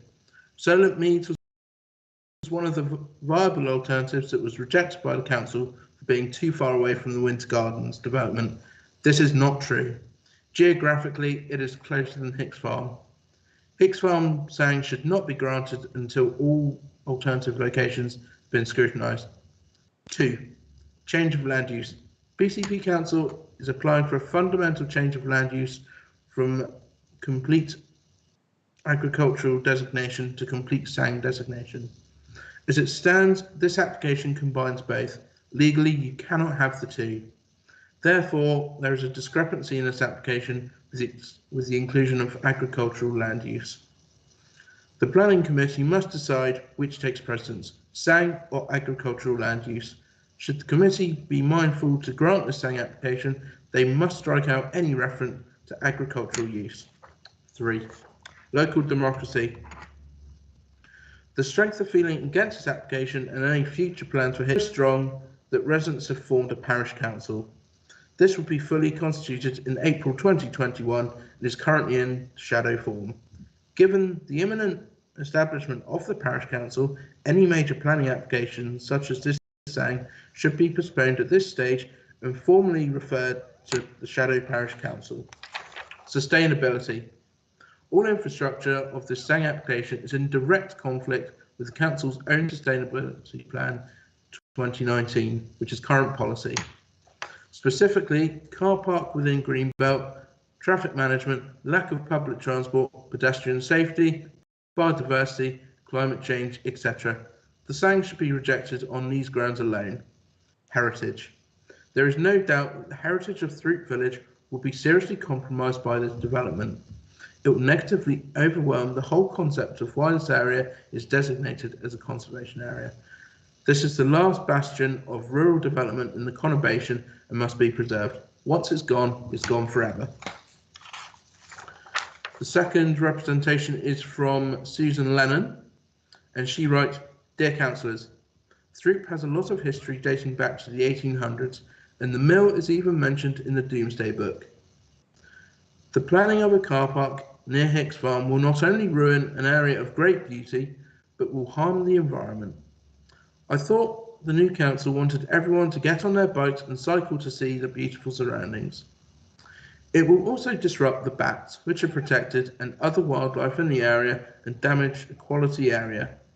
Already, Castle Lane is a busy area. Now you want people to travel and trample over the land. Why do you need a car park there? You even shut down Leven Avenue and put planters in the road when the pavements haven't been repaired for years, including Glenfurnace Avenue, which is a disgrace. Throop is a much loved rural area on the outskirts of our main town. It's not enough to build in every corner. Please consider the SANG at Throop. Don't ignore the people's voices anymore. Leave our history and wildlife alone. Do the right thing for once and leave our town's heritage alone and consider the people of our town before profit. And This representation is from Councillor Lisa Northover, who I note is present at this meeting. Hi, yes, I am. Okay. Councillor, were you wishing to speak rather than have your Yes, statement please. read out? Yeah, please go ahead, Councillor Northover. Thank you. Okay, I'm Councillor Lisa Northover. I'm the ward councillor for Muscliffe and Stroughton Park. I'm speaking today to represent the residents in my ward over the concerns that they have with the Sang at Hicks Farm. The application recorded 231 comments. The vast majority of these were objections, raising several concerns. I've picked out the main themes and used, in most cases, the residents' words verbatim. Obviously, not every resident's comment has been selected, but this deputation gives a good flavour of why residents are against the proposals put forward today. One of the biggest issues that was common throughout the comments was around traffic and the ability for the area to cope with it, along with its potential effects on the natural environment. In the words of one resident, the area is not equipped for the traffic that this proposal will cause. Throop Lane is narrow, and this is a small village, and the council intend to build constructions that will cause peace and quiet to be destroyed. We have so much wildlife here that will be disturbed and frightened by the extra traffic and the noise. The dwellings near the site will go down in price and cause distress to all of our local community. It's been suggested that the field next to Cherry Tree Nursery would be a more suitable site, and I agree with this. This scheme is an overdevelopment of an overstretched area. Another resident described how the increased traffic will be detrimental to the environment, affecting not only the local residents as well as the wildlife. Concerns are also raised about the car park that's required, both on the environmental effects and the potential detriment to the quality of life. The proposed car park will impact on an area full of wildlife, currently with a pair of owls residing. The scheme does not meet the criteria of a Sang. It's not large enough, and it doesn't meet the accessibility requirements. It's being shoehorned into our area for convenience. One resident stated, "I object to the location of the car park on Taylor Drive. A 20-space car park could easily be located instead at Hicks Farm. This would have had little impact on any residents. The current location will severely affect the quality of life of the residents in Taylor Drive. There are also no proposals to protect the residents parking on the road of Taylor Drive, for example, with yellow lines or permits. Many also felt that a car park of 20 spaces being built contradicts our council's environmental direction and the want to reduce car travel. The Sang idea for this particular location is completely bewildering. As the authority, you've declared a climate emergency, which you state we will go about reversing decades of environmental decline as a result of human activity, and yet you're proposing to deliberately attract human activity onto unspoilt countryside. You talk about climate change and carbon reduction in your sustainable transport missives, yet you are deliberately building car parks on greenbelt land, which will clearly attract visitors to the area by car, especially given the location is not close to any alternative public transport links. Throop Road is a country lane that's overused as a rat run and of late subject to excessive HGV traffic. Another issue that residents had felt had not been addressed was the issue of the Sang being created on a floodplain that is out of use for substantial parts of the year. The plans for natural space do not consider that the majority of the area is a floodplain that will be unfit for purpose during the winter months due to flooding. The inevitable construction needed to construct the scheme will wreck an already fragile environment. Another resident summarised why they believe that the planning application was not compliant with current policies, that the wildlife and biodiversity studies are inadequate, the current footpaths within the Sang are too short because the minimum requirement is 2.3 kilometres, that the proposed Sang is too small, there are too many hard surface paths, the main north-south paved path is not a footpath, but a major surfaced 3 metre wide track. The pedestrian access from the car park requires you to cross 2 roads, which is non-compliant. The projected noise and disturbance to local residents in Taylor Drive and Throop Road do not comply with the SANG guidelines. Within a lot of the comments attached to the planning application, there was a lot of crossover between the development of the SANG and the site of the Hicks farm itself. Although this is not a direct consideration for the planning board, it's worth noting the concern from residents that the development of the SANG potentially opens up the area to major development of the site. So to summarise, residents have raised many valid concerns about increased traffic brought to the area, the potential of detrimental effects on the environment, the building of the car park on Taylor Drive and its ability to be used as a SANG for 12 months of the year. Thank you, Chairman. Thank you, Councillor Northover. Mr. Burridge, do you have anything on what you've heard so far from the deputations? Thank you, Chairman. I think a lot of those points were probably picked up in the presentation. The concerns about that it would open the door to major development, I'm not quite sure or quite clear on what that specific concern is getting at. In terms of the creation of the car park, that was addressed in the presentation in terms of the fact that it's considered to be compliant with Greenbelt policy and the policies in respect of heritage assets. The fact that the site is inaccessible, obviously it is already well used. The site does also link to other open spaces. I mean, and it's not inaccessible by other means, i.e. particularly if you're cycling, it is readily accessible, although it is noted that there are limited public transport providing for that area. The surveys which have been submitted in respect of ecology and biodiversity, they have been reviewed by Natural England and our biodiversity officer, and they are happy with the documents that have been submitted, subject to the conditions which are suggested at the bottom of the report. So I think I'll just add that at this moment in time, Chairman. Thank you. Thank you, Mr. Burridge. So over to members. Councillor Tony O'Neill. Just for sake of clarity, Chairman, Officer Burridge presented on SANG with a lengthy comment about heathland, and can he confirm whether Winter Gardens is considered a heathland, or is this in fact using Hicks Farm as an offset for Winter Gardens development to satisfy Natural England? And if not, are we obliged to offer up Hicks Farm as a solution or perhaps a SOP to Cerberus? Thank you. Mr. Burridge. Well, the Hicks, it was the latter on the two options you raised, insofar as the fact that the SANG would provide mitigation for the Winter Gardens site, and that was one of the conditions of the permission.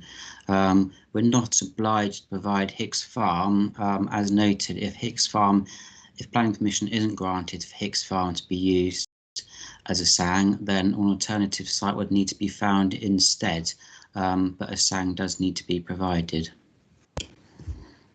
Thank you, Chairman. Thank you. Thank you, Councillor O'Neill. Councillor Dunlop. Thank you, Chairman. I want to ask a question in particular about the council's public sector equality duty. There's no evidence in this report that that has been considered, and we are required to do that in all our policy. And I'm particularly concerned about the protected characteristic of disability. If we are creating a new public open space or a new SANG, then we have to give due regard to all the protected characteristics contained within the Equality Act. And we have a a duty to uphold that, and that's represented through our public sector equality duty. So I can see no consideration at all that that has been, I can see no evidence that that's been considered at all. Courage. Thank you, Chairman. Obviously, the intention of the proposal is to open up access for everybody. It would comprise a mixture of paths that would be a mix of form, i.e. some would be mown grass and some would be made. I do actually have some further details, so I'm just thinking some would be more. Here we go. The shared footpath stroke cycleway would be more substantial as shown here. Obviously, it wouldn't be appropriate to have that type of formed path running throughout the site, and it has to balance that with the need to have a sensitive development, having regard to the rural characteristics of the area.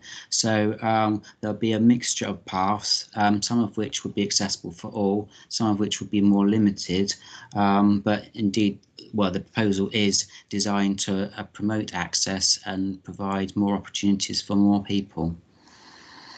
Can I come back, Chairman? Please, Councillor Dunlop. Yeah, just on that point, I just want to stress that this has to be evidenced in the report, and I don't see a lot of that. So I think I need to see some evidence on that we actually do consider our public sector equality duty.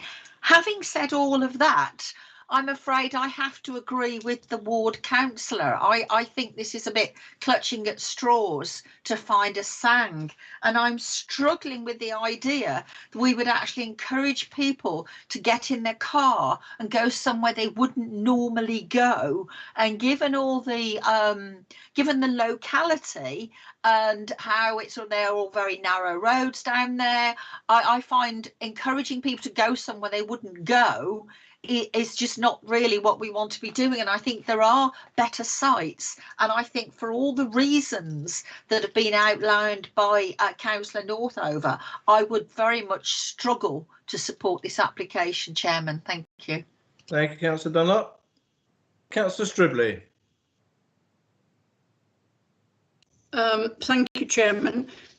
Previous speakers have raised some of the points I had to query. First of all, this is currently agricultural land, and also we are told of the very valuable one that is around the periphery of it. Therefore, would it be a requirement for dogs to be kept on leads? And if so, how would that be done? How many notices would you need, and how would it be monitored or policed? That is the first part of it. Again, with dog owners, and but there is certainly a proportion of them who will pick up their droppings in plastic bags and then leave them hanging on hedges and fences.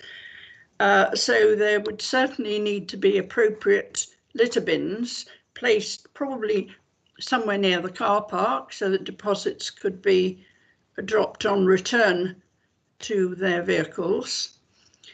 If this is supposed to be to mitigate against the Winter Gardens development, the Winter Gardens development has been sold to us very much under parking provision, because we were told people who choose to live in the town centre won't want or need cars, or the majority of them won't. Therefore, this site will be totally inaccessible to them, and is not, for that reason, an appropriate alternative or provision to mitigate against, in my opinion, the Winter Gardens development. I'm all for sangs, I'm all for the use of open space, but I do take the point that this doesn't sit comfortably with agricultural use, so we would have to be careful that no large animals were grazed. It's only a week or so since one person crossing agricultural land was killed by a cow Now, we don't normally think cows are dangerous beasts, but they can be, any can be. So I have real concerns, Madam Chairman. I'm sorry. Thank you. Thank you, Councillor Stribley. Councillor Lepedevin. Thank you, Chair. Mine is a direct question, actually. What modelling was done to estimate car journeys and usage of the site in general? What numbers were thrown up, both for cars coming to the site and for general usage with or without cars? Mr. Burridge.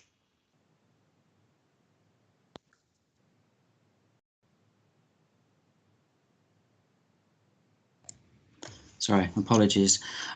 Well, transport assessment, documents were submitted as part of the application, and they were referenced by the report. I was just looking for the numbers. I don't have those to hand.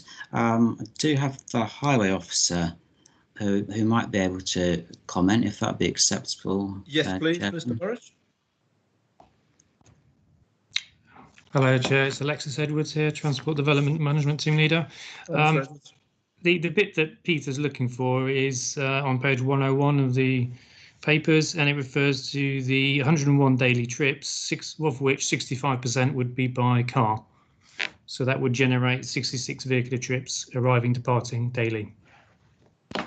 Thank you, Mr. Edwards. Councillor Lepedevin. Thank you.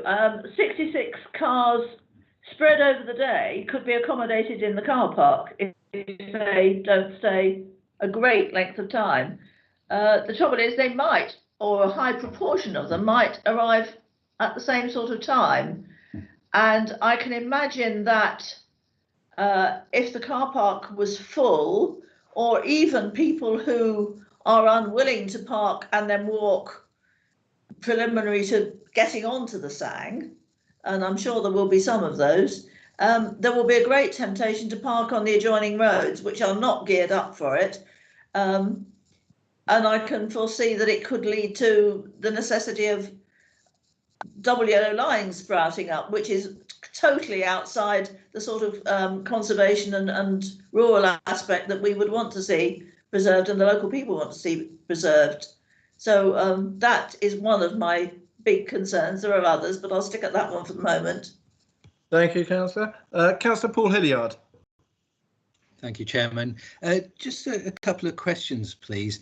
First of all, so in a couple of objections, there's mention that the Sang doesn't follow Natural England's guidelines. Could the officer just confirm what engagement and if there's any comments we've received from Natural England? In your report it says no objections, but if you could just expand what engagement. And then the second question, the councillors and possibly yourself have received residents' emails referring that this matter would have to go for Secretary of State's approval. Is that correct, or is it not? Thank you.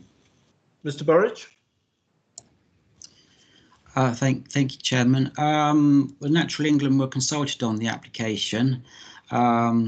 They've responded on the application, and their fuller comments were included in the update sheet, which was circulated yesterday. So those are the full comments which we have from Natural England, and they're obviously aware of the proposals before the application was put in, and this was a location which they favoured and which they supported, obviously subject to planning permission being granted. So that's on that point. With regard to it being called in, that wasn't actually something which had come to my attention. I'm not aware that that would be the case, no. Okay, thank you for clarifying that. Thank you. Councillor Peter Hall. Thank you, Chairman. Again, I thought the local council, but what I would like to ask, the car park at the moment is for 20, that's on phase 1. If we went to phase 2, how many car parking spaces would you require? And also, it does concern me, Natural England in my area haven't given very good advice. So I'm not sure we can take much notice of Natural England, but I would like answer to the car parking issue. Thank you. Mr. Burridge? Well, the application is at the moment for phase one, so that's what we're considering, and the car park is deemed to be sufficient for the purposes of this application. It should be noted that it is surrounded by an earth bund, which further to amended plans was made tighter to the car park to prevent the car park being increased in size in future without the earth bund having to be removed. So that was a change which was introduced to try and reduce the likelihood of the car park being increased in size in future. But in terms of phase two, as noted, that nothing in respect of phase two has been agreed. So I can't really comment on what parking may or may not be required for a phase two if that were to proceed. Yeah. May I come back with another question, Mr. Chairman? Yes, please, Councillor Hall. The other question is, you've got grazing areas. Are those grazing areas fenced, or are they just left open so the public will be walking through them? Thank you. Mr. Burridge? There is fencing which is proposed, and there are also hedgerows which were obviously proposed. But yes, there is fencing, and obviously it would have to be suitable for grazing purposes. Thank you for that answer. Mr. Chairman, after listening to other speakers, I won't be supporting this application. In fact, I'd like to see this application refused for all the reasons that have been put out by the residents. Thank you. Thank you, Councillor Hall. I will come back to you in a moment once other people have had a chance to speak. Councillor Bartlett. Thank you, Chair. Could I start off by asking the planning officer why in the heading sheet to the report it states the reason for referral to the planning committee is because it was referred by Councillor Lisa Northover for the following reasons. Mr. Burridge? That would refer to the call-in that we received for the planning application. Okay, does it not have anything to do with the over 200 objections from the residents? Well, that would be a reason to call the application to committee now. Yes, it would. So you're correct there. The application, the report should also note that further to the change, it would be necessary for it to be referred to the planning committee on that basis. Okay, so I think the fact that 200 odd people have objected would in itself have been sufficient without calling to put it in front of the planning committee. Am I right? That's correct, yes. I mean, it's of a nature where the application is likely to have been to refer to the planning committee anyway, so. I thank you, but by its admission, it sort of understates in a way the strength of feeling that there actually is within the community regarding this application. But nevertheless, I'll move on. I do actually know this area very well. My wife and I have walked this area for years. And I have to say, you know, the suggestion to now start introducing a car park to one of the few remaining oases of tranquility in the area is almost beyond comprehension in my view. But I will come back specifically to why I object in terms of the planning policy, which we have to base our decisions on. Now, you say that the development is appropriate development for the green belt because it retains the openness. But I would suggest to you that it's actually contrary to CS 37, because actually whilst the openness may be retained, the character of the use of the area, the use of the area will alter the character of the village in which the site is located. So I actually believe that the development is contrary to CS 37 in that it is inappropriate development for the green belt. Just moving on a little then to CS 6. Now, again, I believe that the development is contrary to CS6 in that it does not retain or enhance the features that contribute to each place's heritage, character and local distinctiveness. Now, your report itself does say, I think it's at paragraph 68, that the character of the area is actually affected by this development. So the report does acknowledge actually that there is a contradiction to this particular policy. Just moving on to CS 18. Now, it seems incomprehensible to me that the council is promoting walking and cycling, and indeed your presentation slide that shows what a saying is shows some very nice pictures of walkers, dog walkers, and cyclists. What I didn't see in the presentation is any cars, which of course is what this development will do, because it will encourage people to use their cars to get to this site, to use the car park. I myself walk from Kingfisher Barn all the way along. That does promote the walking along the Stour. This one I don't believe will. And so I believe that the development is contrary to CS 18 in that it does not promote walking and cycling, and it does provide no links to public transport either. So in terms of heritage assets, I believe the development is contrary to CS 40 in that it does not sustain or enhance the significance of the heritage assets in the area, and in particular, it will adversely affect the setting of the heritage assets in the conservation, and particularly at Throop Mill. It's also, I would say, and I think again your report highlights it, that there is a degree of harm to the Throop designated heritage asset and the conservation area at paragraph 68, which is, as I said, contrary to CS 40. In terms of CS 41, the design, the development through its change of use does not enhance the character, local distinctiveness, the cultural identity, the amenities of the neighbours and the residents or the future occupants. And in particular, the development does not conserve or improve the landscape, the biodiversity and the habitats in the area.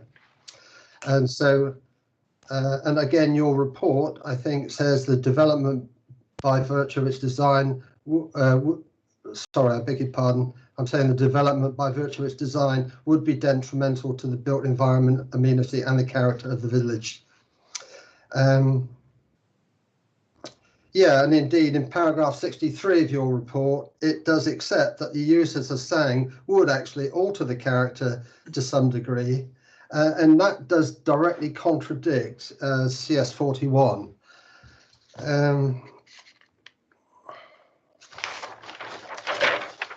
So I guess where you've accepted that some degree of harm is there, the overriding question is, does that degree of harm, is it outweighed by the benefits to the public in other ways? And obviously the saying requirement is one that provides overall protection for the Dorset heathlands, and that's what we're trying to protect.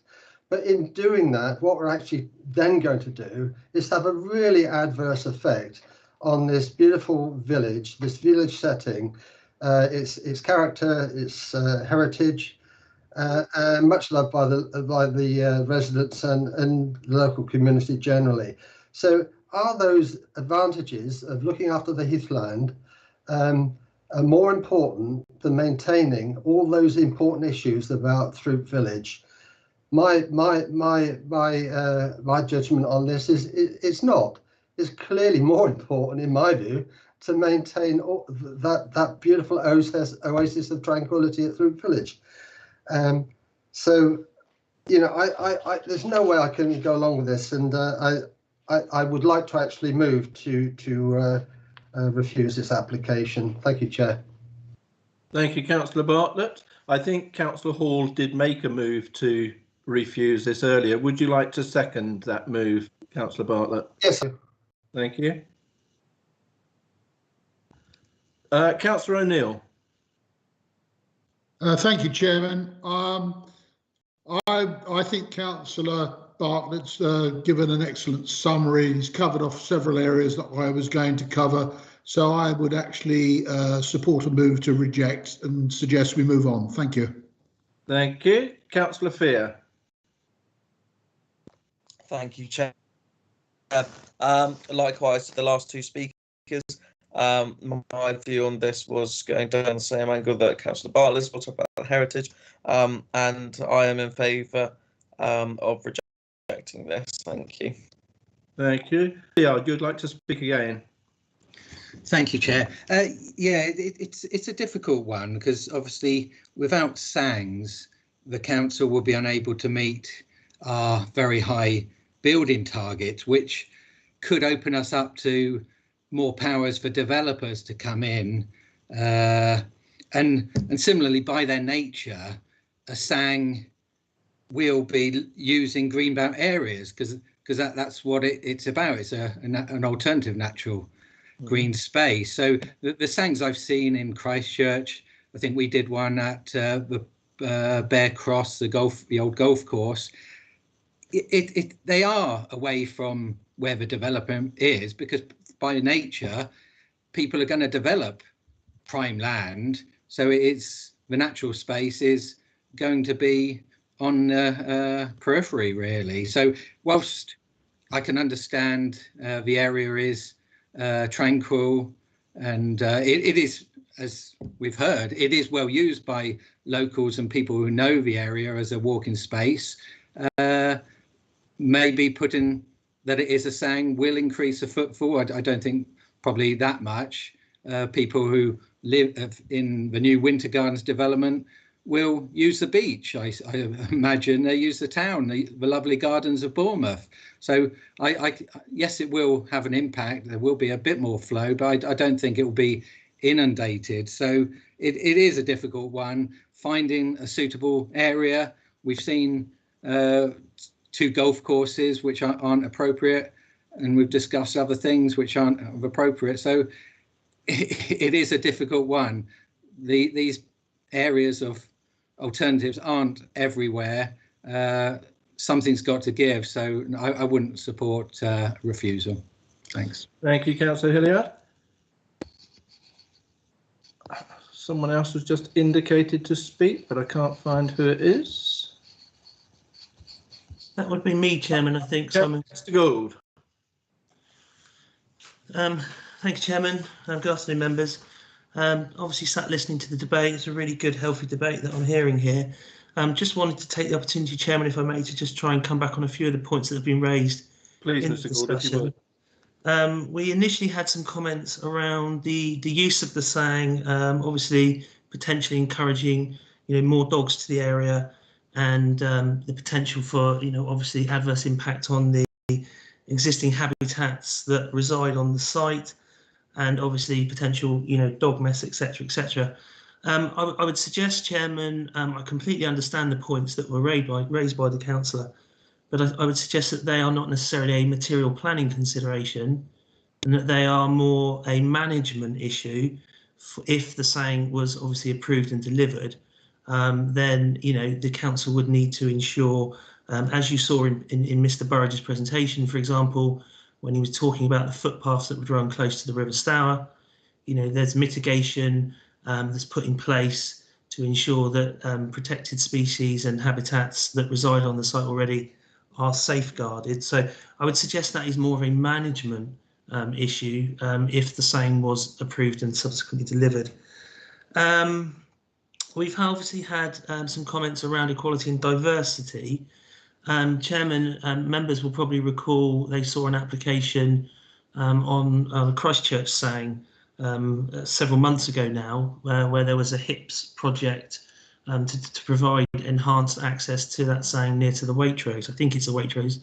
And that issue was addressed there. And essentially, Chairman, the balance in this in terms of equality and diversity is that we have to take reasonable steps, but we also have to acknowledge that there's a sensitivity of the land and the designations that may fall on that land. So as was the case with the HIPS project in the Christchurch area, it wouldn't have been appropriate to have provided, for example, tarmacked paths all the way around the site, because that obviously would have been to the detriment of the sensitivity of the site in the first instance. So from an equality and diversity point of view, it's about taking reasonable steps. We've obviously heard extensive debate around the greenbelt issues, and Mr. Burridge's presentation talked about inappropriate development within a greenbelt setting and what is not inappropriate development. And obviously the NPPF identifies the use of land for outdoor recreation as not being inappropriate in the context of a greenbelt. So I would sort of suggest to members that that issue has been carefully considered and set out within the report, you know, looking at the policy CS37 and obviously the NPPF, we formed the view as officers that we feel that this is not inappropriate development, and that obviously the development would go on to preserve the openness of the greenbelt. That's it for now, Chairman. Thanks a lot. Thank you, Mr. Gould. Councillor Stribley. Thank you for letting me come back, Chairman. The points which have been just raised were actually the question I asked, and which clearly was not answered, about control of dogs and signage, etc., etc. Well, of course it would be a management issue, but we need to know now, when the application is before us, what would be proposed in terms of management. Not let's wait till we've got a problem and then somebody else can sort it out. It is part of the essentials of this application. And my other point is, and I'm sorry to say this, but this is a member's decision. It's for the officers to present the application to us with the pros and the cons, and for the members to make their decision, not necessarily for us to be persuaded by objectors or proponents or people proposing the application. Thank you, Chairman. Thank you, Councillor. I mean, I think in fairness, I think they were trying to persuade us. They were merely laying out the facts that are in front of them and the facts that they think that we need to make and hear to make the correct decision. Councillor Johnson. Thank you, Chairman. I too, like Councillor Hill, find myself struggling with this one, not least because there is such a vociferous feeling from the local residents that you cannot ignore that or downplay it in the slightest. The reasons for my consternation and confusion and real being tugged back and forth on this one is that this is proposed as mitigation for a town centre development. In a town such as we have and a conurbation such as we have, it is becoming clear that SANGs and these alternative proposals and the remaining green space is now on the outskirts. And I fear that looking for SANGs within the town centre will become more and more a fraught undertaking as we move forward. And therefore, I don't think that the geographic distance between the proposed Winter Garden site and the SANG is a particular concern in my mind, simply because that's where the green land is, and the creation of an extra SANG, the creation of this SANG will preserve this land against any further development and changing policy, and therefore it will maintain the character of the site, if in a slightly different way. But of course, the issue is has it been done in a way that the benefits of this SANG will outweigh the quite well put across views of the residents. I think the ward council did an excellent job, and the statements from local residents were pretty conclusive. And the way I'm leaning at the moment is that whilst alternative sites for this SANG will be very difficult to find, I just don't think this particular site provides the bang for its buck, as it were, as to offset the damage that it would do to the local area. So I'm still undecided on this one, because it's a very tough decision. I think that we will struggle to find another site, but that's obviously not a particular consideration for us at this point. And I just wonder whether or not enough has been done to the Sang in and of itself to offset the damage that will be done to the local area. Thank you, Chairman. Thank you, Councillor Johnson. Councillor Hall.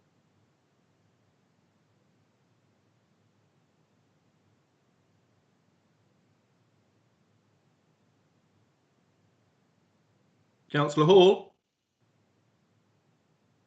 Oh, sorry. Can you hear me, Mr. Chairman? I can now, Councillor Hall. Right.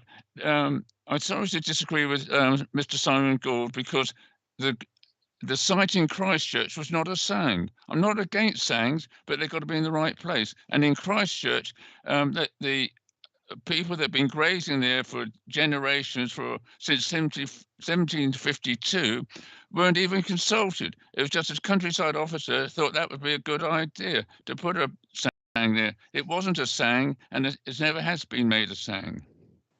So really, I think he's got that wrong. Thank you, Councillor Hall. Councillor Dunlop. I just very briefly wanted to come back to Mr. Gould just on the point he raised about equality and diversity. My purpose wasn't to suggest that we should have concrete paths and we should absolutely cater for everybody.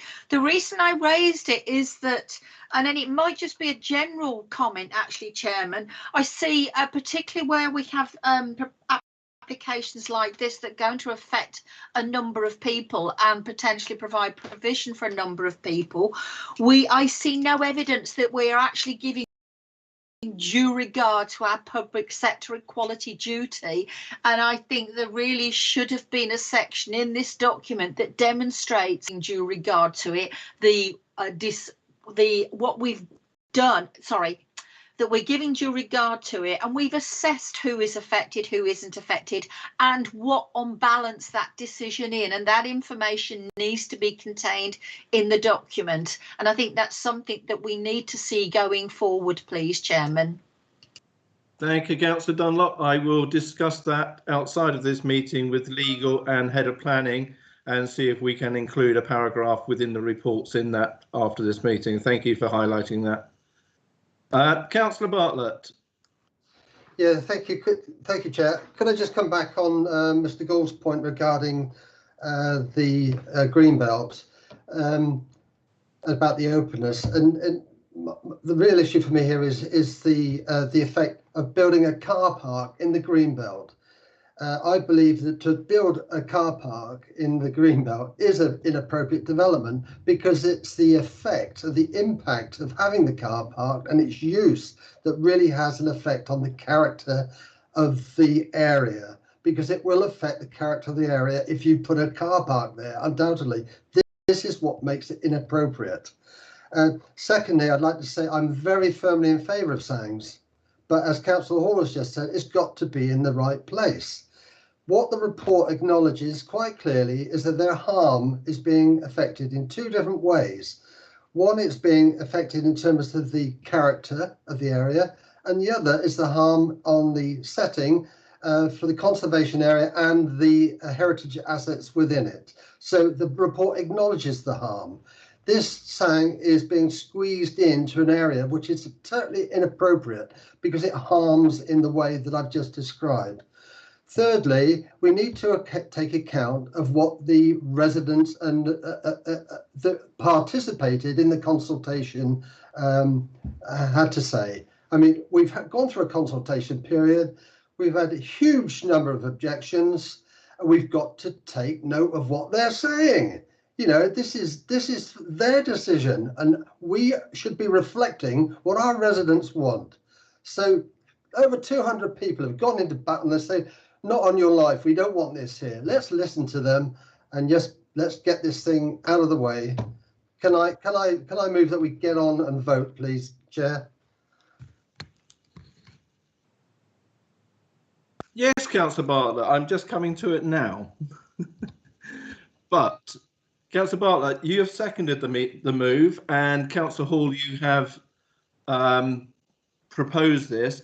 Could I just please ask for the list of planning policy reasons for you refusing this application so that they can be noted in the report, please?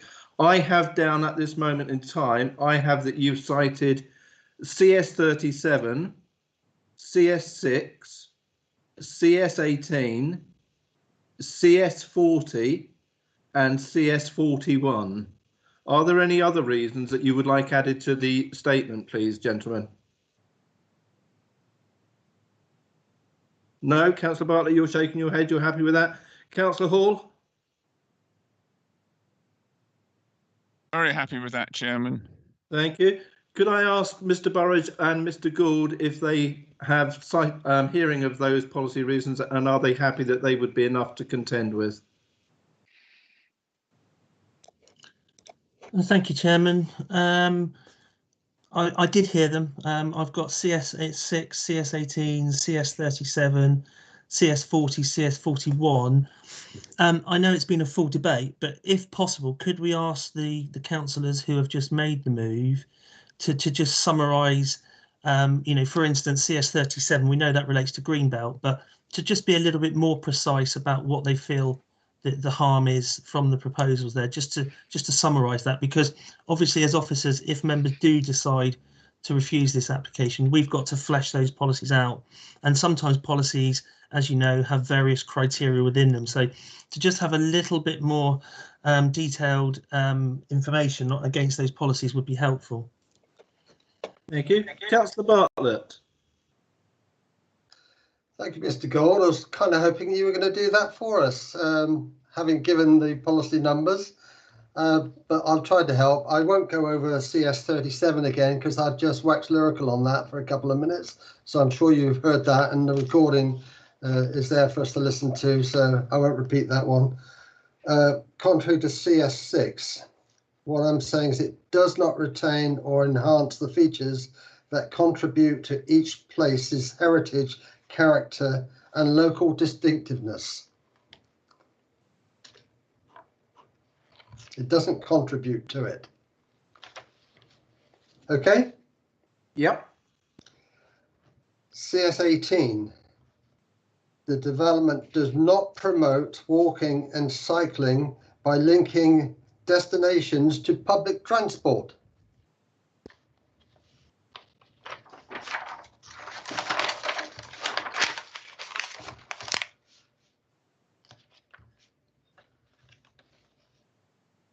Okay. Yep, CS40.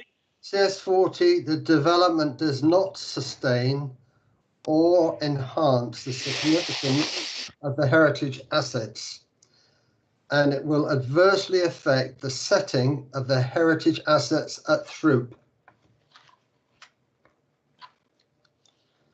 And CS41, please. CS41, the development through its change of use does not enhance the character or local distinctiveness, the cultural identity, or the amenities of neighbouring residents.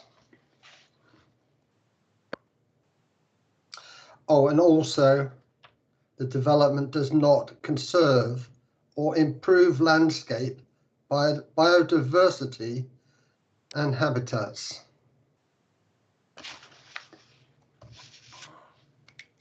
Thank you, Councillor Bartlett. Mr. Gould, sorry.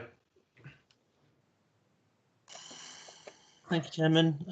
Thank you for that, Councillor Bartlett.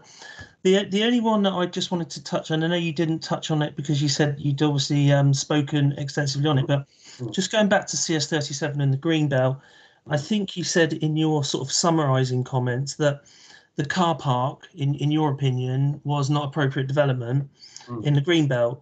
I just need to draw members' attention to paragraph 146 of the NPPF that sets out other forms of development that are also not inappropriate.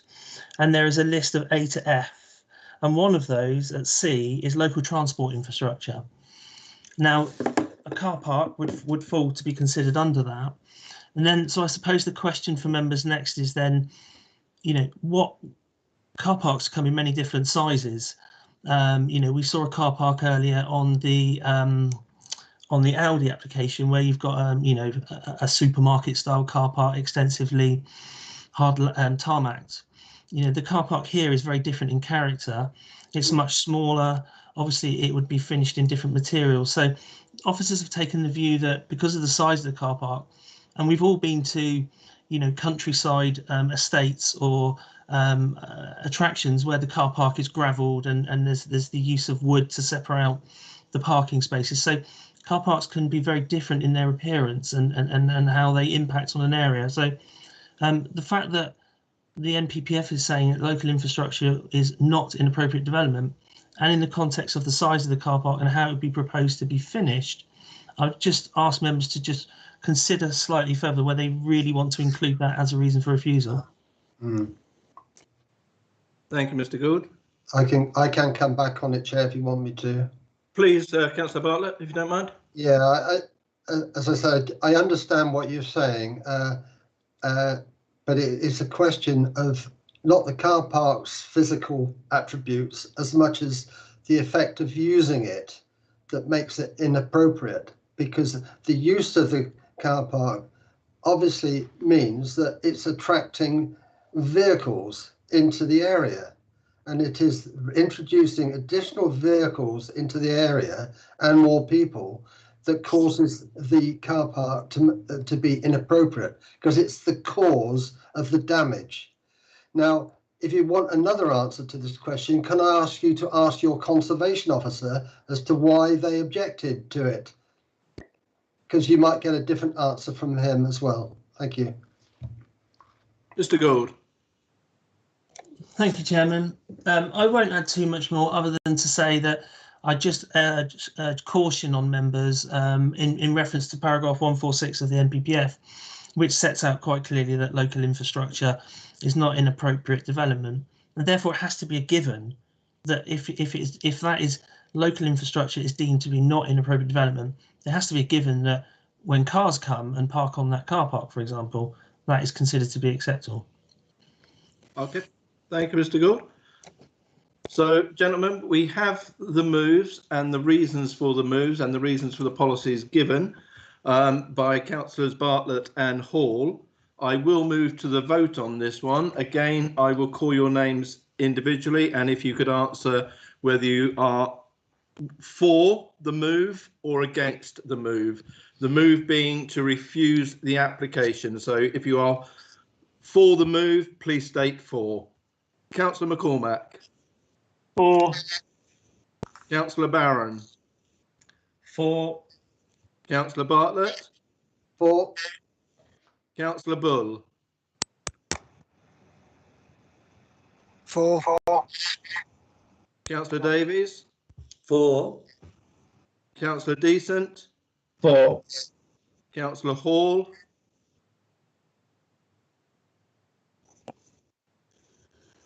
Councillor Hall. For.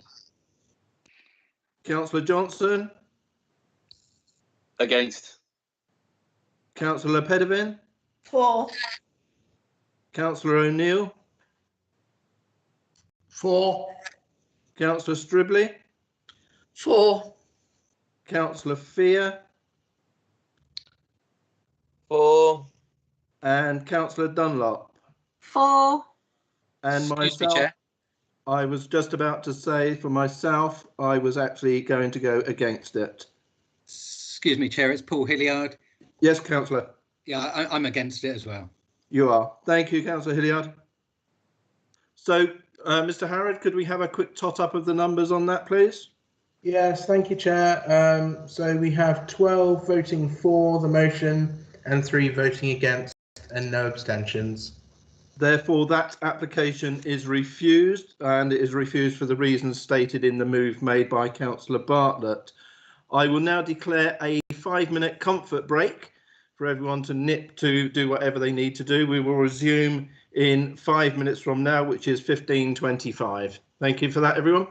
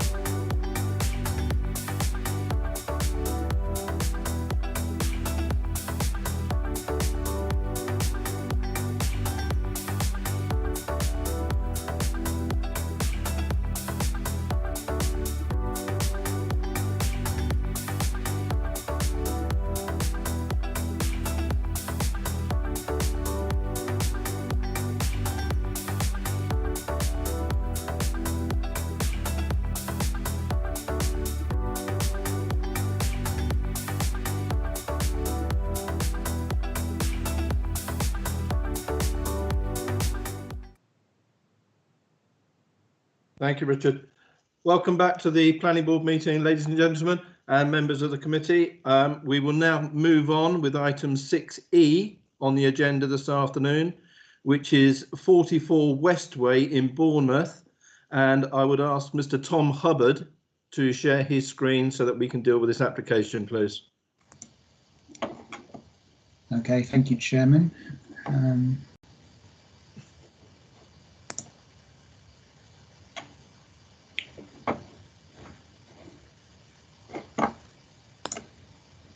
Let me know when you can. Yep, that's visible now. Thank you, Mr. Hubbard. Okay. Good afternoon, members. So this application is for 44 Westway in Bournemouth. The proposal is for a change of use from a dwelling house in use class C3 to a house in multiple occupation in use class C4, that being a small HMO for between 3 to 6 occupants. And alterations to approved single-storey extensions. These alterations because the plans also show some variations to a previous approval on the site. These changes have been helpfully outlined by the applicant in a handout to members, which you probably received earlier. So this is the location of the site. We've got Westway here running north to south. It's a sort of wide tree-lined avenue running from Charminster Road to the south and up to Castle Lane West in the north. The site here is a detached house. It's on a corner plot with Brockenhurst Road sort of curving round to the rear. This aerial view shows the site context. Again, you can see Westway as a sort of wider main road, sort of tree-lined avenue. You can see the space around the application site and the sort of detached houses on Westway, sort of larger detached family houses, and then you've got bungalows at the back in Brockenhurst Road. They're sort of a bit closely sited compared to Westway. So it's a photo of the front of the site. There's quite a significant and fairly complicated planning history to this site, which you will have seen from the report. This application shows some variations on the plans to the last approved extensions, which were in 2018. It's for a single-storey extension to the side and rear. And there was a recently dismissed enforcement appeal because the extensions that they built had variations to the extensions that we'd approved. You can see in this photo the extension as now built. So originally, as they built it, it had a flat roof to the top and very large sort of soffit overhangs. It's also slightly closer to the front of the site here, but it's otherwise the same width and footprint. Small pitch roof has been recently added to that flat roof on the top, which you can see on the plans as well.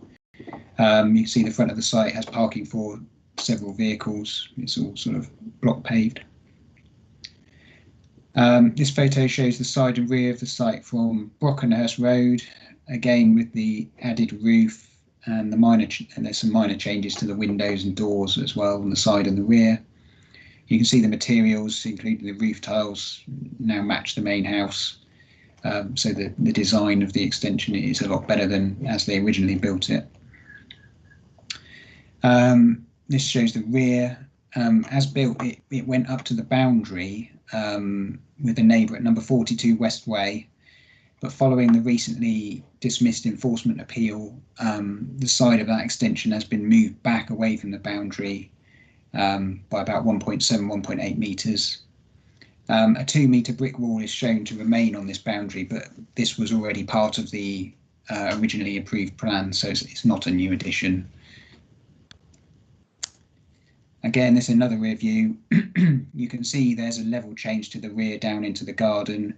A raised timber deck was previously granted, and now it's been changed to a smaller patio area. You'll see that there was an amended plan on the addendum update, which just reduced the depth of that patio area to the same as the decking that had previously been approved. So I think that's the only element that hasn't been constructed yet. Okay, so moving on to the plans. This is the site plan. It shows the footprint of the extension. It looks quite a large addition to the original property, but it is effectively already approved. The only difference is slightly closer to the boundary at the rear here by about 600 millimetres compared to the approved plan, but it still steps in away from the neighbour's boundary to overcome the enforcement appeal concerns. The proposed elevations show the extensions and the minor changes proposed over the approved plans. Again, you can see that step in at the side on the northeast elevation, for example. I think that overcomes the inspector's concerns in my view. And the other area of concern by the inspector was the flat roof and the large overhangs, which they've shown dashed there having been removed. And then you can see that sort of low pitch roof that's been added on top, which again improves the design sufficiently in my opinion. The floor plans show the proposed layout. There are a number of ground and first floor bedrooms, giving 6 bedrooms in total, as well as a number of communal rooms and living areas.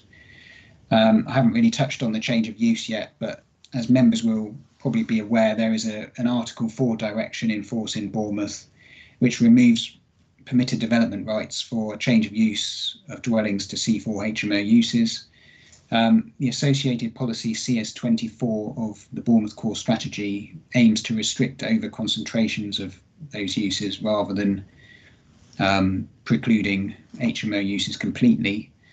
As explained in my report, in this area, the stated 10% threshold figure isn't reached, and it's not an area that generally contains many HMO properties compared to some areas of the town, such as Winton, for example, where you get a lot more student houses, and there have been proven issues with over concentrations of those issues. This is not one of those areas. It's generally sort of family occupied housing. So in my view, the change of use is considered acceptable in principle here. So therefore, in light of the acceptability of the proposed change of use to a HMO, and also the minor alterations to the previously approved extensions on the site, I think overcome the inspector's concerns about the unauthorised extension as they had built it. So therefore, I've recommended the application for approval. Thank you. Thank you, Mr. Hubbard. Excuse me. Mr. Harrod, I believe we have nobody in objection or support on this one.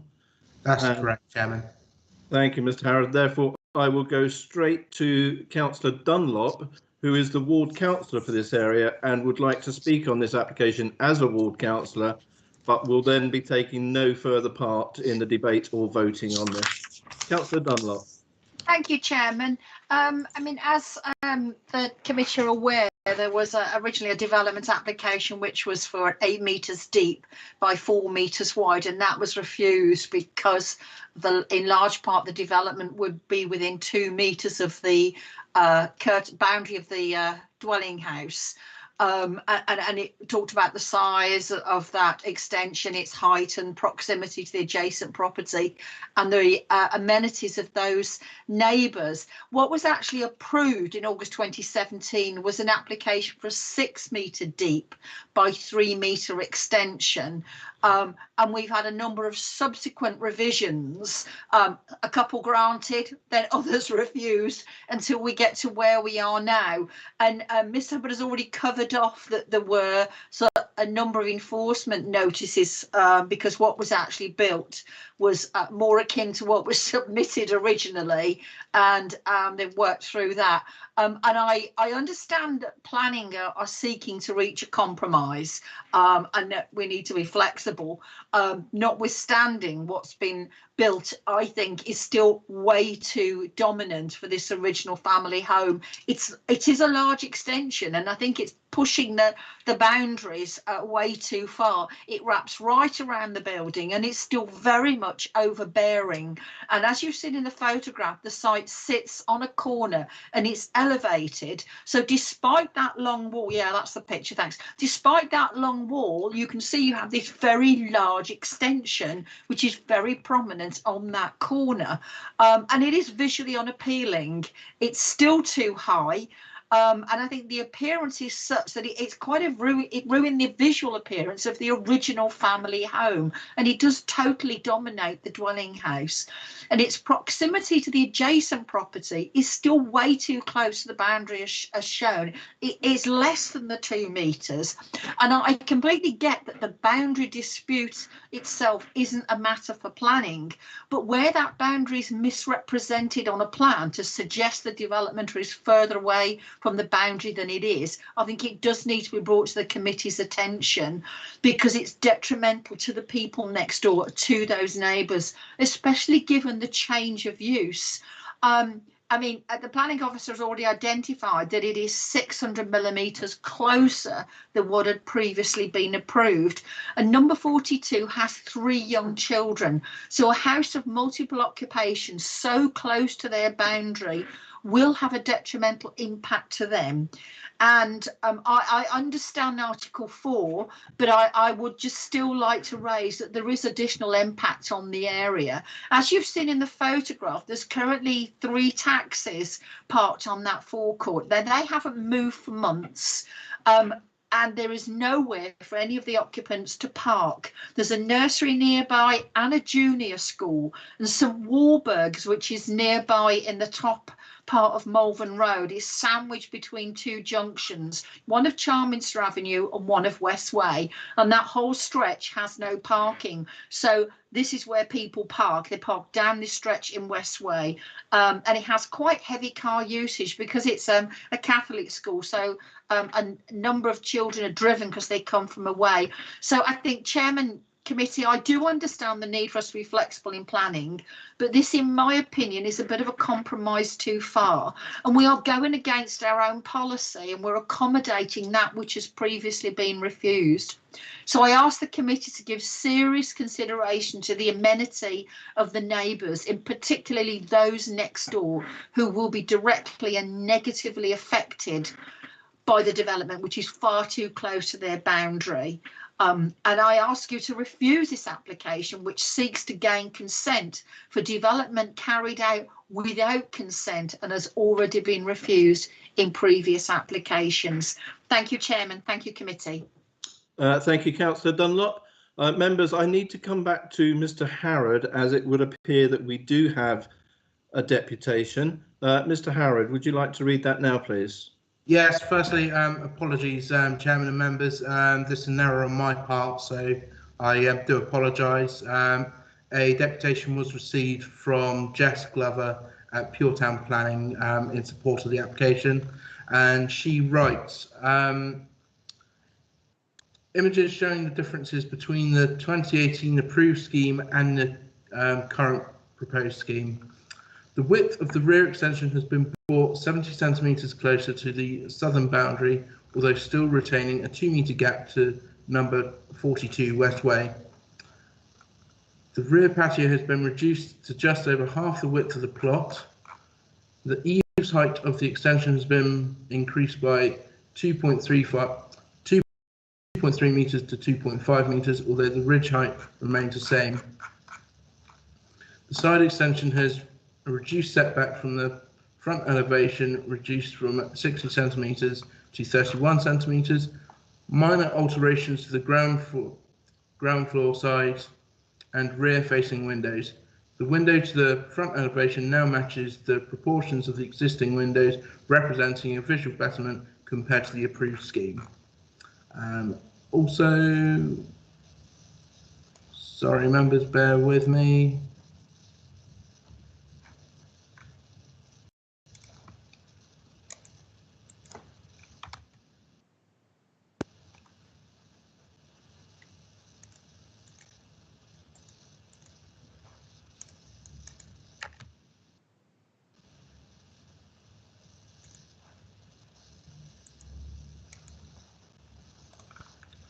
The application seeks the use of the existing dwelling to a 6-bedroom HMO in a C4 use class at 44 Westway. It's been recommended for approval by planning officers. Firstly, the planning officer has confirmed that the principle of an HMO on the site would be acceptable in accordance with policy CS24 of the Bournemouth local plan, as fewer than 10% of properties in the immediate area are in an HMO use.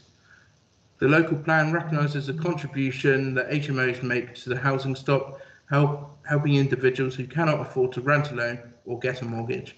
And policy CS24, which restricts HMOs, is required to ensure that communities do not become unbalanced. In this instance, the area adjacent to 44 Westway is a low concentration of HMOs, and therefore an additional HMO is acceptable in planning policy terms. In terms of other matters, it's been raised that this proposal would regulise unauthorised works.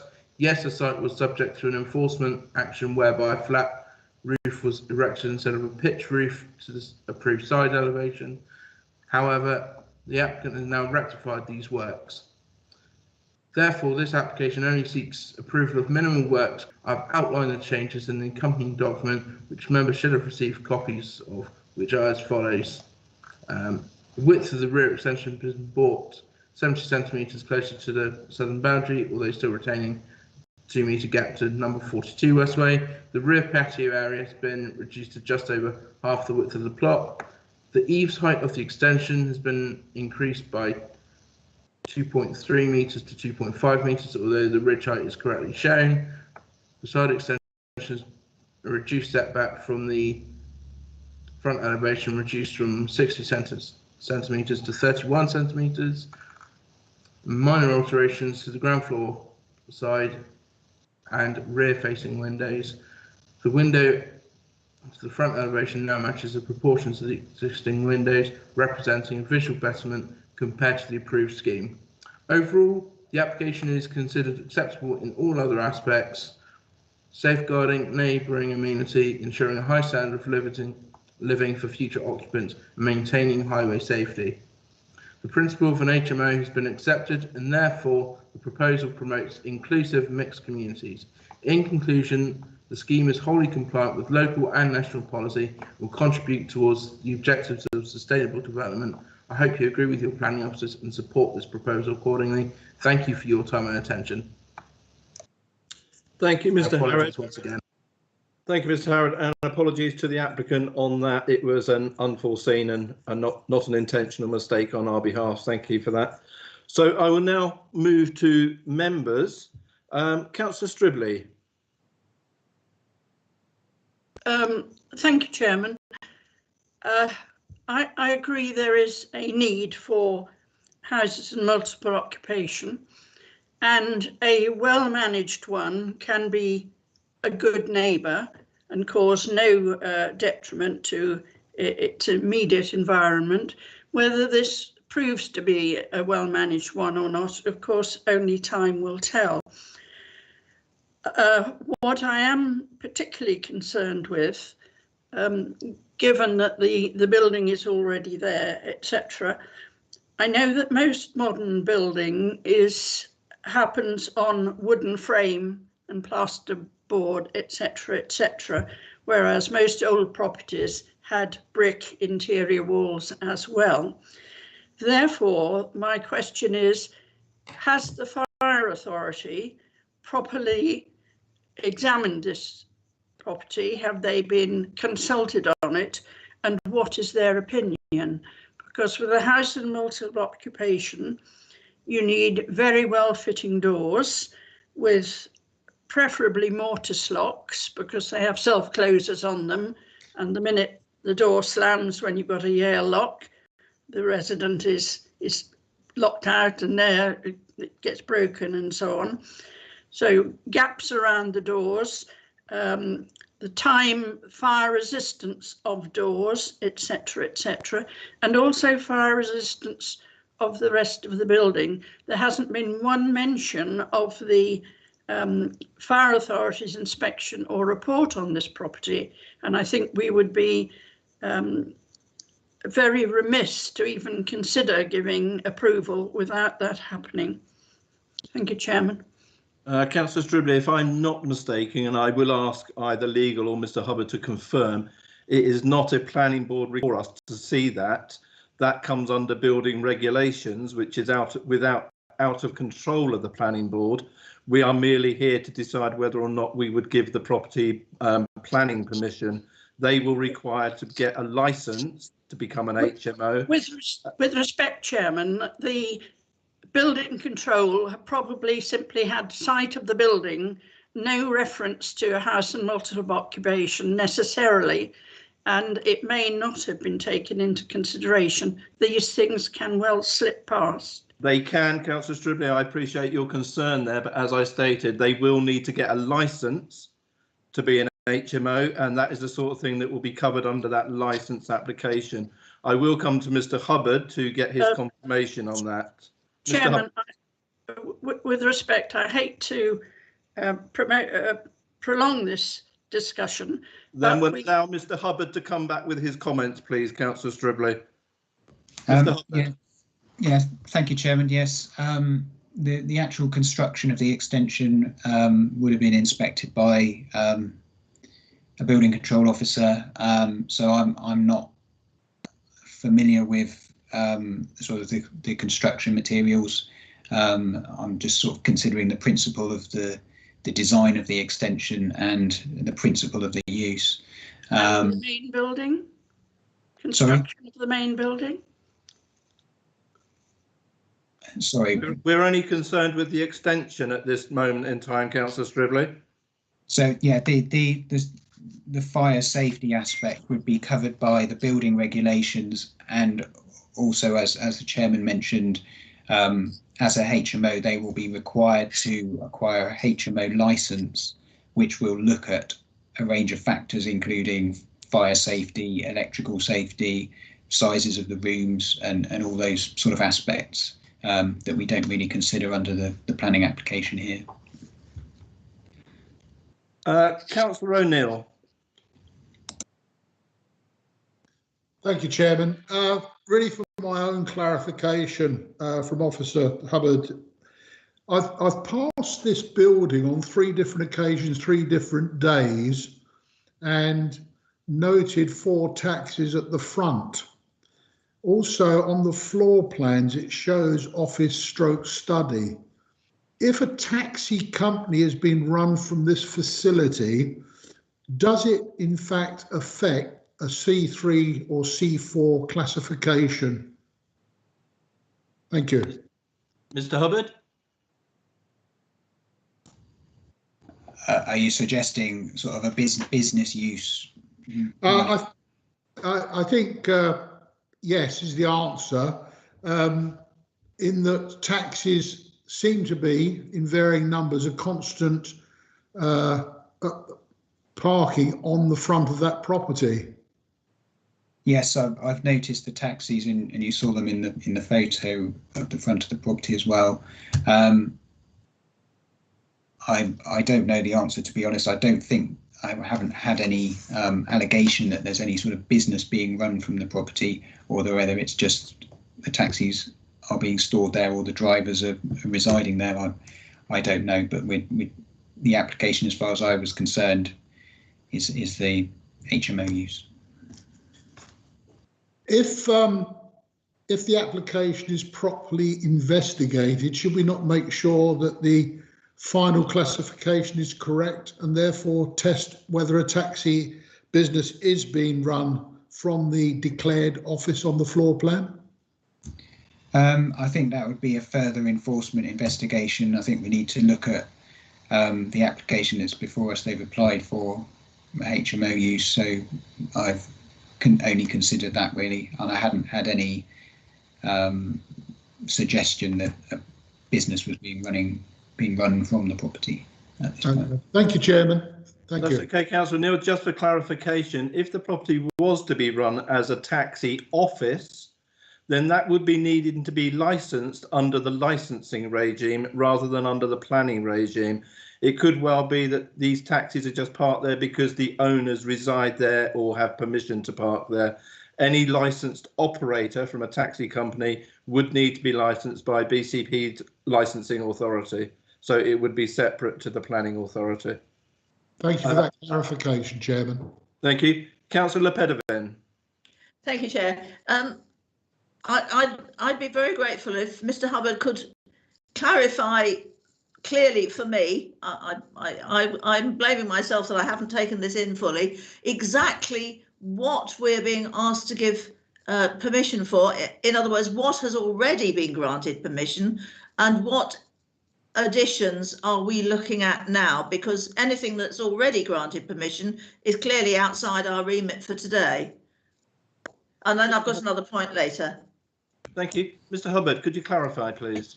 Yeah, in my report, I did add the original plans, and I have got them here as well. You can see them on the screen. So what's on the screen at the moment is the extensions that were originally approved.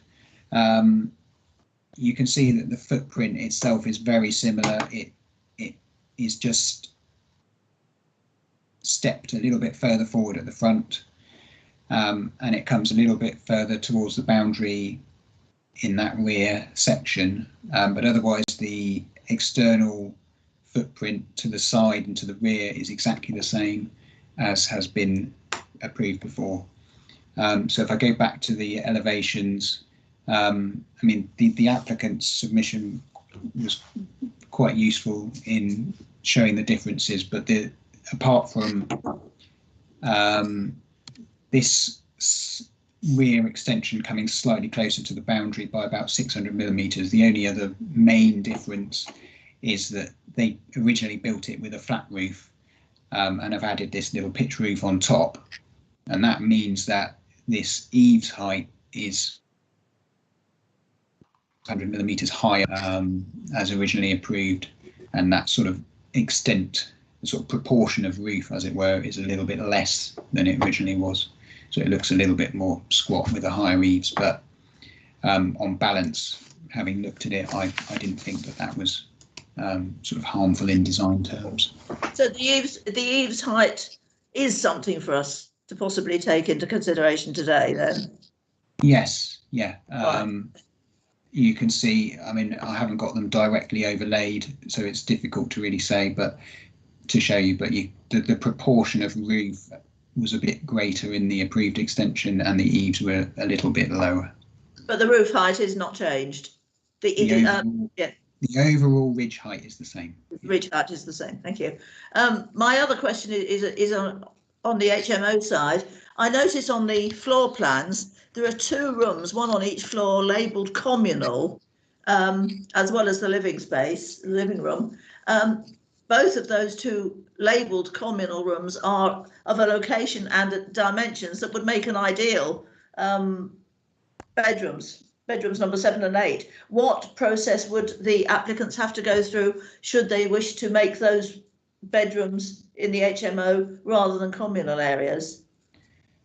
Yes, well, I picked up on that, and they've applied for a C4 use, which is for up to 6 people. So if they want to add those further bedrooms, they would need to apply again for a larger HMO, which it doesn't have a use class. It's a sui generis use, so they would have to apply for planning permission to add further bedrooms. And I put an informative note on the application to remind them of that. And what checking up if suspicions arise, shall we say? Well, if we receive a complaint about it, then we would investigate it and invite an application to be submitted in due course. Thank you. But that's I know I'm straying outside the application we're actually looking at, so I better not go any further. Thank you. Councillor Hilliard. Thank you, Chair. Just a question. So the section 3031 says that in normal circumstances, a 3 to 6 room HMO could be permitted development, but the council introduced a protection article for direction. So the basic question is, what, because you've said in your report there's not a number of HMOs in this area, so what defence could we have to refuse this, basically? Mr. Hubbard? As an HMO? In my opinion, I think our the main thrust of the policy is to prevent an over-concentration. It accepts that individual HMO uses are not harmful in themselves. So I think, in my view, that's the main consideration, really, the concentration of the uses. And in this area, there aren't many HMOs, if any. I didn't find any definite HMO properties in the search area. So in my view, it wouldn't be reasonable to refuse it as an HMO when we've got this policy that does allow HMOs, just restricts the concentration of them. Right. Thanks for clarifying it. And with regards to other councillor questions on the actual expansion of development, I think we've had information that it has been scaled down and alterations have been made. So I move for approval as set out. Thank you. Thank you, Councillor Hilliard. Councillor Bartlett. Yeah, thank you, Chair. I think Mr. Hubbard's probably, he's absolutely on the nail there. I don't think there are any material grounds whatsoever for refusing it on the basis of the HMO. But I was interested in what Councillor O'Neill said regarding businesses. Now, I know, Chair, you said about the licensing would require a license if an office was situated there and would be but I think you'd find that you also would need a planning consent to run a business from the property as well. In the same way, of course, an HMO over six people would also require another planning application. Unfortunately, we can only judge it on the application that's in front of us, and the only issue that we could, I think, be a little cautious about is the construction of the building and the changes that we're being asked to approve as part of this planning process. But it seems to me that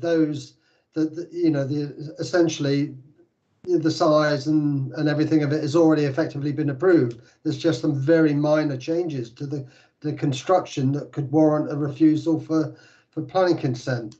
But I share, I think, Councillor O'Neill's concerns regarding a business. What is the probability of 3 individuals living in an HMO that all happen to work for the same taxi company, where they're continually parked outside or on the forecourt? It does raise one's suspicions about whether a business is actually being run from the property. But nevertheless, that can only be a suspicion because it's not part of the application. So I couldn't comment possibly on that any further. I think I'd have to go along and support the application to grant. Thank you, Councillor Bartlett. Councillor Stribley, you wish to come back? Yes, Chairman. I wish to raise my concerns that the question I asked before was avoided or not answered. I don't have a problem with this in principle, but when I queried the construction, I was told by the planning officer that, well, he was only concerned with the extension. But if we are looking at a house in multiple occupation, that includes more than the extension, and therefore it is essential, because houses in multiple occupation are so much more liable, if you like, to fire incidents and so on, with separate families or separate entities living entirely separate lives within the same building, that it is absolutely essential that we have the report from the fire authority, and I'm afraid without that I can't support this particular application. I'm really disappointed. Thank you. Thank you. Mr. Hubbard, would you like to clarify on that again, please? Yes, again, I believe that fire safety would be covered by the HMO licensing process rather than the planning process. Thank you, Mr. Hubbard. Councillor Johnson. Thank you, Chairman. Firstly, I would second the move by Councillor Hilliard. I think that as an HMO, there is no planning reason to reject it. As already said, it's a standalone proposed HMO in an area where there are none. Regarding the extension to the property, the changes to the changes to the already accepted plans are minimal, nigh imperceptible to the human eye. So I second Councillor Healy's move and propose that we move straight to the vote. Thank you, Chair. Thank you, Councillor Johnson. Before we go to the vote, I do have two other councillors that have requested to speak, so I will go to those first. Councillor Fear. Thank you, Chairman. It's a bit of deja vu for me, this being a substitute member on this planning board today and talk about HMOs from a past council. It's and having Mr. Hubbard presenting such a paper, it's quite a nice flashback, really. I will be supporting this because I can't see any grounds. The policy that Mr. Hubbard's raised, I believe it conforms to it. So I will be supporting this motion. Thank you. Thank you, Councillor Fear. Councillor Bartlett, I have your hand raised. Did you wish to come back? Or Yeah, was that... all it was just to give a degree of reassurance to Councillor Stribley regarding the management of HMOs, because the fire safety aspects of it are covered under the Housing Act. I think it was from 1984. The management of HMO regulations do apply, and so the council's housing team will have to approve this as an HMO. Albeit it doesn't require planning consent for 6 or more. So, you know, it will require approval by the council before it can be used as an HMO. So, you know, I think it is covered. Thank you, Councillor Bartlett. I appreciate your input on that. Thank you. So, members, I have a move by Councillor Hilliard, seconded by, sorry, before we go, Mr. Gould, you have your hand raised. Sorry, Chairman, I know we're keen to move on, but just to give members a little bit more comfort, to just follow on what Councillor Bartlett was saying there around the issue to do with fire. He's absolutely correct. In fact, the RTPI list fire precautions as a non-material planning consideration because they're dealt with under building control and other licences. Thank you, Chairman.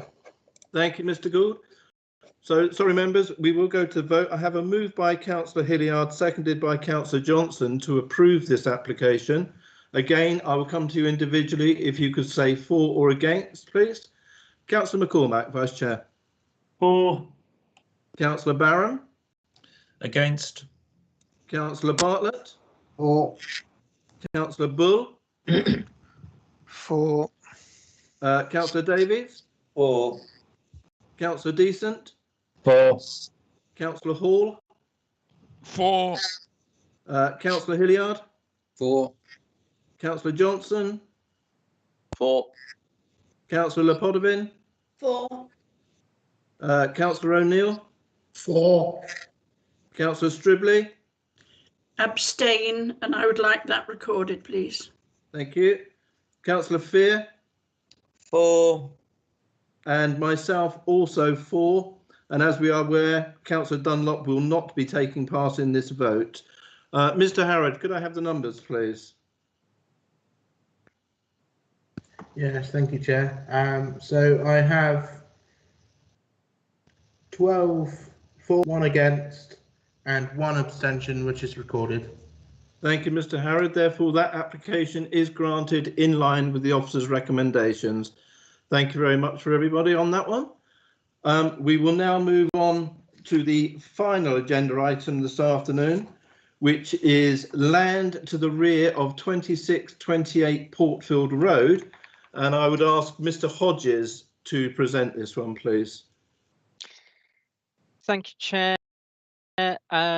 Hopefully everyone's seeing the front page of the PowerPoint. Yes, Mr. Hodges, we are. Thank you, Chair. I'm grateful. Yes, as you described, it's a proposal, full application for development of land at the rear of 26 to 28 Portfield Road in Christchurch. Just to take you through the site. So the area is part of the land to the rear of these properties here. To get members' bearings, Christchurch Railway Station in the bottom right, Bargates and Fairmile on the right-hand side, northern boundary of the town centre in the bottom corner, Barrack Road to the bottom left. And members may also recall dealing with the calls for a site at Portfield Close. It's just on the edge of that map. So here's the aerial photo. You can see that there's a huge variety in the site types and layouts of the properties, and this particular stretch of the properties in Portfield Road have considerably longer gardens than some of their neighbours. So moving on to the proposals, the land within the red line has already been hived off in effect from numbers 26 and 28, so those boundaries exist on site, and the proposal is to provide an access through between the two properties and create 2 3 to 4 bed semi-detached properties at the rear.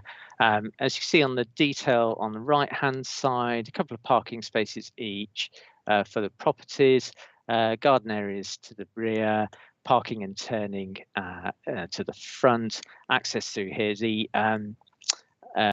light brown area indicated there as a pedestrian refuge for any conflict between a vehicle coming up and anyone walking down the proposed access.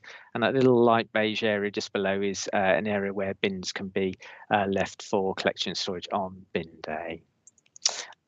Design very typical 3 to 4 bed semi-detached hip roof, brick and render, tile hanging and recon slate style design, very typical of the surrounding area. Proposed layouts in here, you can see the design and layouts of the two properties. Just taking you to the view. So this is with the back to Portfield Road, looking at the access point. So the dwellings would be sit in this area here. And as you can see, as annotated, you've got the rear of the properties in Sherwood Close to the north indicated there. This is in effect looking back the other way. So the access comes between these two red brick properties in here through where you can see that fence back here. So this area at the front would be the parking and turning area. Just a little bit more detail of the access. So coming up from Portfield Road, 26 to 28, and flip back the other way. And this rendered area was where a part of number 26 was removed to, in effect, widen the access way. Found a couple of photos just showing some of the openings to the side of number 26 and number 28, whereby the access would pass. Sorry, I'm just going to flip. Oh no, it is on this next slide, sorry. And what this shows are the retained single parking spaces for the current properties on Portfield Road, so 26 there on the bottom right and 28 there on the top left. And then finally, just the views from within the garden of 5 and 7 Sherwood Close. Just to draw members' attention, we've referred to a 19-metre window-to-window distance between the proposed dwellings, which would be here, and 5 Sherwood Close. And just to confirm, it would be to that lower ground floor element and not the rear first floor element, which would be slightly further away. So it's 19 metres from we measure from there to the proposed windows of the dwellings, which would be visible there. And Chair, you'll see we set out in the report the reasons for the recommendation for approval. We feel that in this particular instance, assessed against the policies in the local plan and the MPPF, it ticks all the boxes, and therefore the reasons, those are the reasons why it's recommended for approval, Chairman. Thank you, Mr. Hodges. Mr. Harrod, do we have deputations on this one, please? Yes, we do. I have 2 objections to begin with. So starting with one from Mrs. Sandra Cupit, and she writes, "My partner and I bought the property which abuts the development recently. The main attractions of the property for us were the garden and conservatory. As old age pensioners, these will be used all year round, especially as our vulnerability in the world of pandemics means that we have limited access to the outside world. The upstairs windows of the development will overlook our garden and conservatory and will thus infringe our privacy. Also, it will invade our privacy in our bedroom, which you may consider minor, but which my generation considers unacceptable. The new tree proposed will not help because it is deciduous. The proposed planning condition protects the landscaping for only 5 years and not in perpetuity, and thus gives no solution. There will be loss of light to our south-facing garden and conservatory caused by the, especially in the winter months when the sun is lower in the sky. The former owner of this property, who also objected to the application, was a member of the Royal Town Planning Institute, which works in consulting practice. He is well versed in the tactics of developers, but his two excellent submissions appear to have been ignored, especially his email of the 6th of August. I object also to the presumptuous tone of the letter of the 5th of August from the developer's agent, in that it states that his proposals are acceptable in a suburban setting. They do not have the authority to say this, and I believe they are trying to bully planning officers. The planning officer's recommendation to grant approval seems to indicate that the council has surrendered to this bullying, despite them being given detailed, free professional technical advice by Mr. Rogers. My objection would be removed if all the habitable rooms in the proposed development were located at ground floor level. I appeal to the elected members to apply some common sense and respect in their deliberations and refuse planning permissions for this two-storey development. A fuller copy of the summary statement, together with the 2 appendices detailing Mr. Rogers' advice, have been issued to the members to ensure that democracy is not corrupted by bureaucratic procedure. If you choose to grant permission for this development, we must assume that, as far as the council is concerned, old age pensioner lives do not matter. Moving on to the objection received from Mr. and Mrs. Charlesworth. They write, "We wish to reconfirm our objection to this inappropriate development and thank the committee and councillors for giving us this opportunity." Mr. Chilver's assessment is thorough and yet ignores entirely the very concern to the current residents of neighbouring properties that he outlines in key issues, paragraph 2 of his document. There are currently 300 homes to be built in the very close proximity, namely the redevelopment of Christchurch Police Station and Magistrates Court, which is 130 units, and Reed Steel, which is 170 units, just the other side of Fairmar. When this is added to the ones recently built, it is obvious that the area has more than fulfilled its housing duties. The previous tranches required a new junior school to be built on Marsh Lane that was filled in its first intake and now has no capacity for potentially 6 extra children. Neither have Christchurch juniors nor infants. The backland nature of this proposal is not supported by any of the sites quoted as examples. 36 Portfield Road was not a backland scheme, but actually a replacement of an existing dwelling 6 decades ago.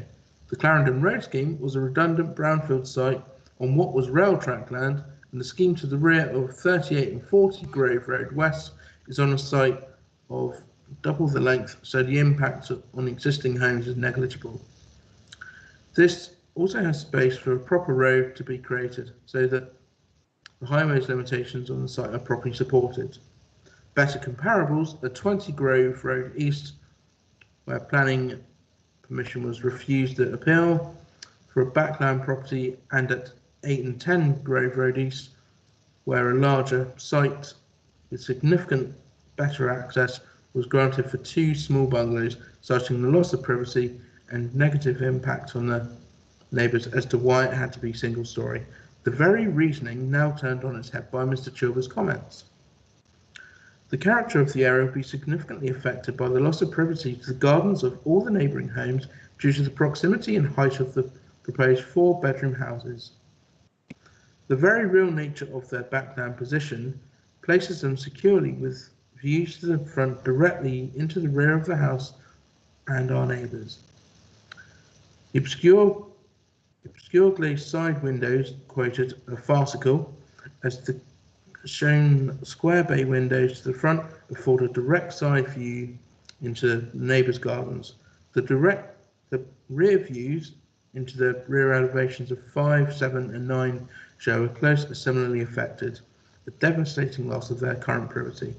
This is an inappropriate site to the detriment of our community. We urge you please to reject it. Moving on to a letter received from the applicant, from the agent for the applicant. This is Carol Evans, and she writes, "Good afternoon, Chairman and members. Thank you for hearing this deputation today on behalf of the applicant in support of the proposed development before you. The application site is within a hugely sustainable location within walking distance of schools, frequent bus routes, the train station and the town centre. The site is therefore ideally located to provide sustainable new homes. The site is not a conservation area or an area where above normal planning controls exist. The rear garden areas are unusually long for the locality.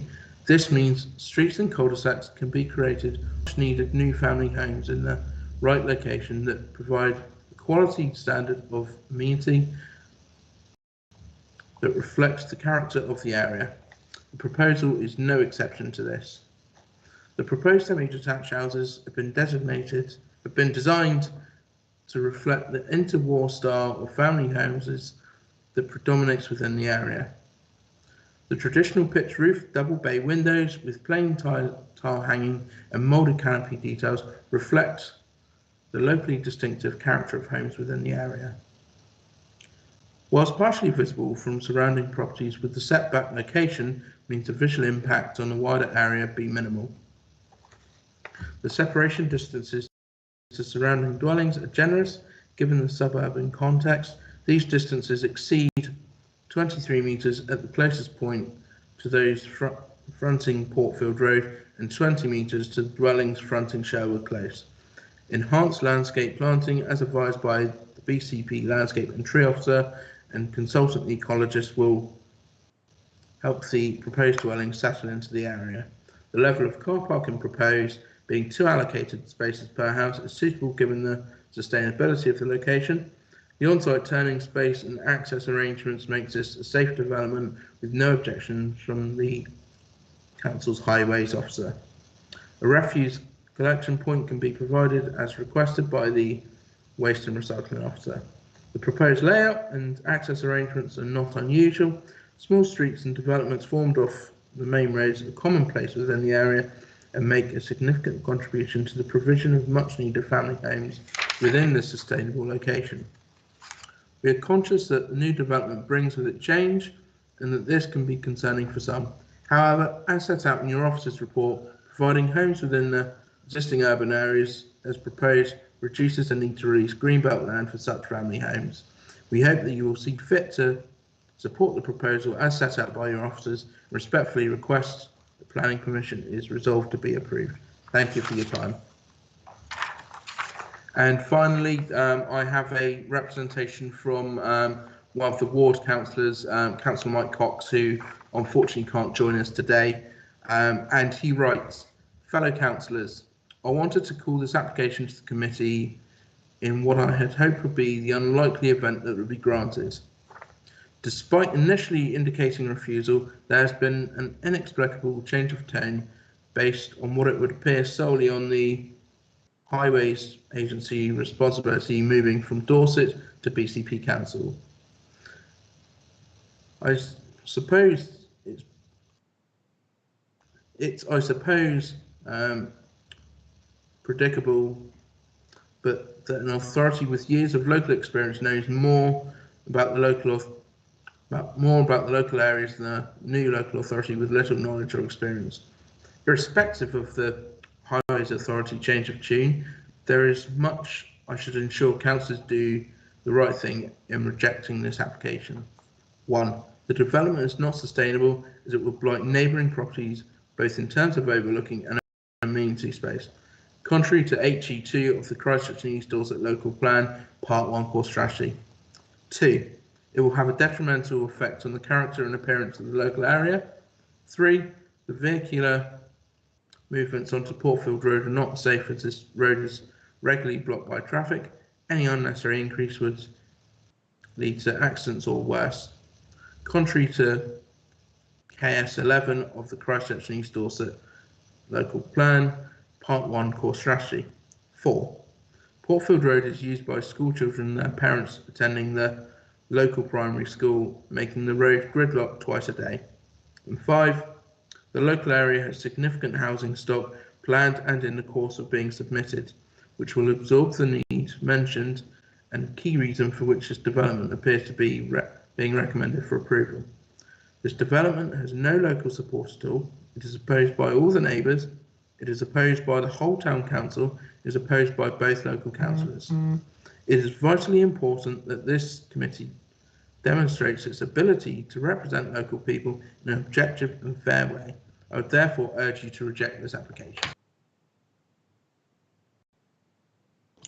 Thank you, Mr. Harrod. Mr. Hodges, is there anything you would like to come back to inform the committee on what you've heard so far on the deputations? No, not at this stage, Chairman. I'll see if there's any questions from the debate. Thank you. I just have one quick one, Mr. Hodges, if I can, and that was with regarding to the housing needs. This is for 2 properties, obviously, and as we all know, any extras is always welcome. Could you just confirm on the housing needs for the Christchurch area?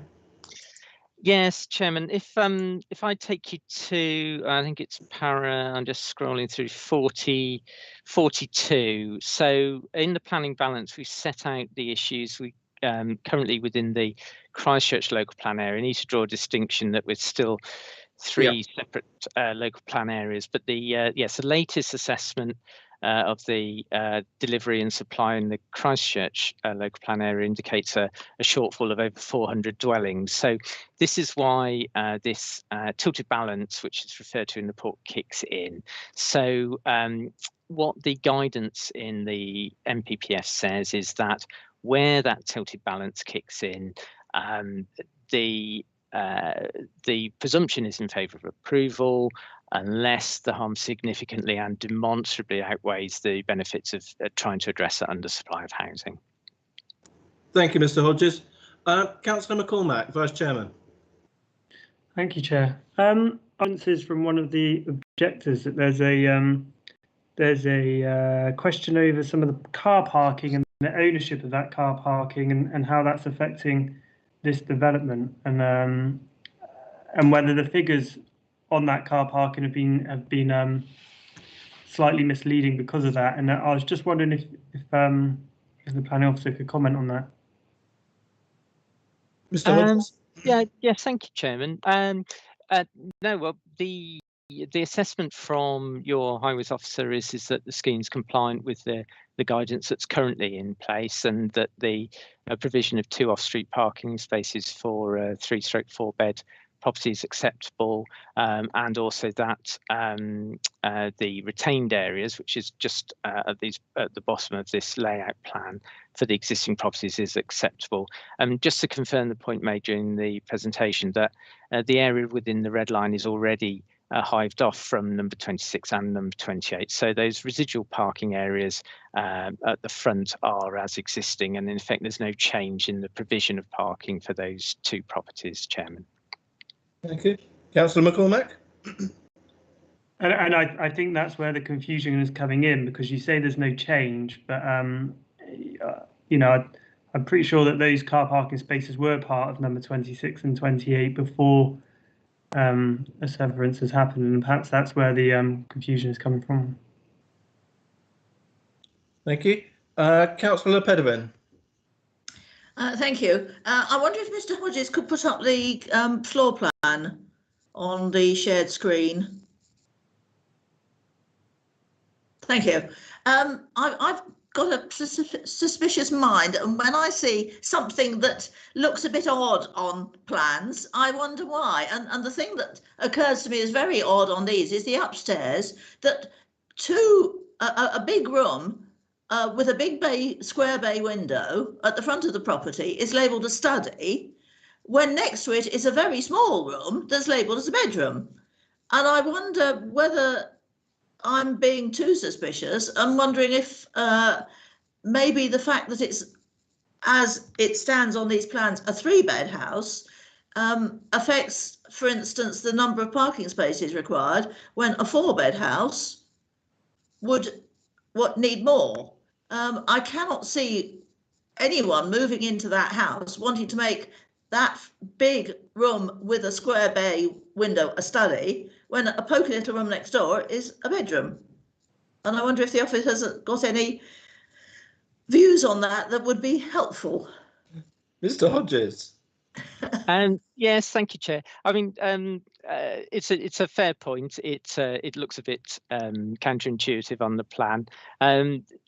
I think the short answer is no. The parking, our understanding is the parking requirements in effect the same at a 3 to a 4 bed property for that location under the current guidance. And also Councillor Sullivan is correct. How someone would actually use the property is not for us to control. Ultimately, whether they choose to have a bedroom or not, or a study, or even if a single person occupies it.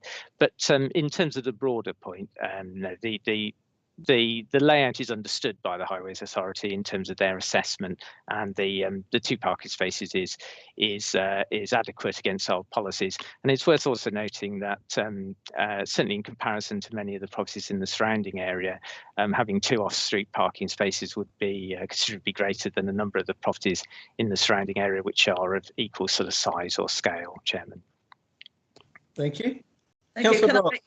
Sorry, can I go on and make my comments now? Yes, please do. This sort of backland development is something we've suffered from a lot in my ward, Newtown and Heatherlands. One road in particular, it has got to the stage now where we've virtually got a second road behind, except that all the properties are accessed by small driveways similar to this and have been built piecemeal. We have turned them down on Pool Planning Committee in the past. They've gone to appeal and the inspectors always upheld them. And much as I would like to refuse this, as I've wanted to refuse things and have spoken against things in my ward, I wonder whether, whether we bow to, well, is there any experience in Christchurch of this sort of development and what the inspector has deemed to be the right outcome, and whether, if these sort of plans have a history of being upheld, whether it's sensible to refuse them or not. My inclination would be to refuse, but I'm to be persuaded. Mr. Hodges. Yes, thank you, Chair. If it helps, members may recall, we're just right off the edge of this location plan, but we did look at an infill plot in here on the head of behind Grove Road West and the head of Portfield Close, and the committee did refuse that application, and it was dismissed on appeal. But the sole reason for dismissal of the appeal was the failure to provide an adequate section 106 in respect of the Heathland SAM. Now, the distance to distance on that was around 17 metres. And again, that was a small 2-bed property on an infill plot with a single parking space. Very, very similar issues raised in respect of traffic impacts, parking and the like. But ultimately, the substantive reasons weren't supported in that particular case. And as from our point of view, we apply a lot of assessment to these issues. We look to see are the access facilities adequate? Is the parking adequate? Are those window to window distances adequate? And you'll see this is why we set that out in the report. And in this instance, it's in effect meeting all the standards that we would expect to see. And in effect, if at the outset there had been a row of houses built in here and the distances were 20 metres back to back, it would not be out of the ordinary in any way at all, Chairman. Can I come back? I remember the case that Mr. Hodges is referring to, and I would not equate them at all. That the concern in a case like this is the access, long, narrow access between 2 existing houses with very little room for, well, no room for vehicles to pass and very little room for pedestrians. And that to me is a safety issue and something that I think is very important. But planning inspectors on the whole have not agreed with us. So I'm torn on this one. I wait to hear the rest of the discussion. Thank you, Councillor Sullivan. Councillor Bartlett. Yes, thank you, Chair. It's a really interesting one, this, because in the 5 or 6 years, or whatever it's been, I've been on planning boards where you have a back garden development like this. They tend to be bungalows, and the reason why, and it's the first time I think I've seen one with a double-storey proposal in the back garden. And the reason they generally are bungalows is because it obviates the overlooking issue. Now here we've got face-to-face distances between the south elevation, north elevations of the existing properties, which meet the separation criteria for direct looking.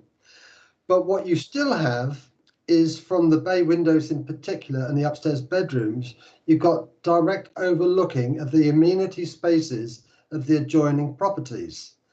Now, I'd be very interested to hear from Mr. Hodges his view on whether those views from the development do constitute acceptable degrees of overlooking on the adjacent properties. Thank you.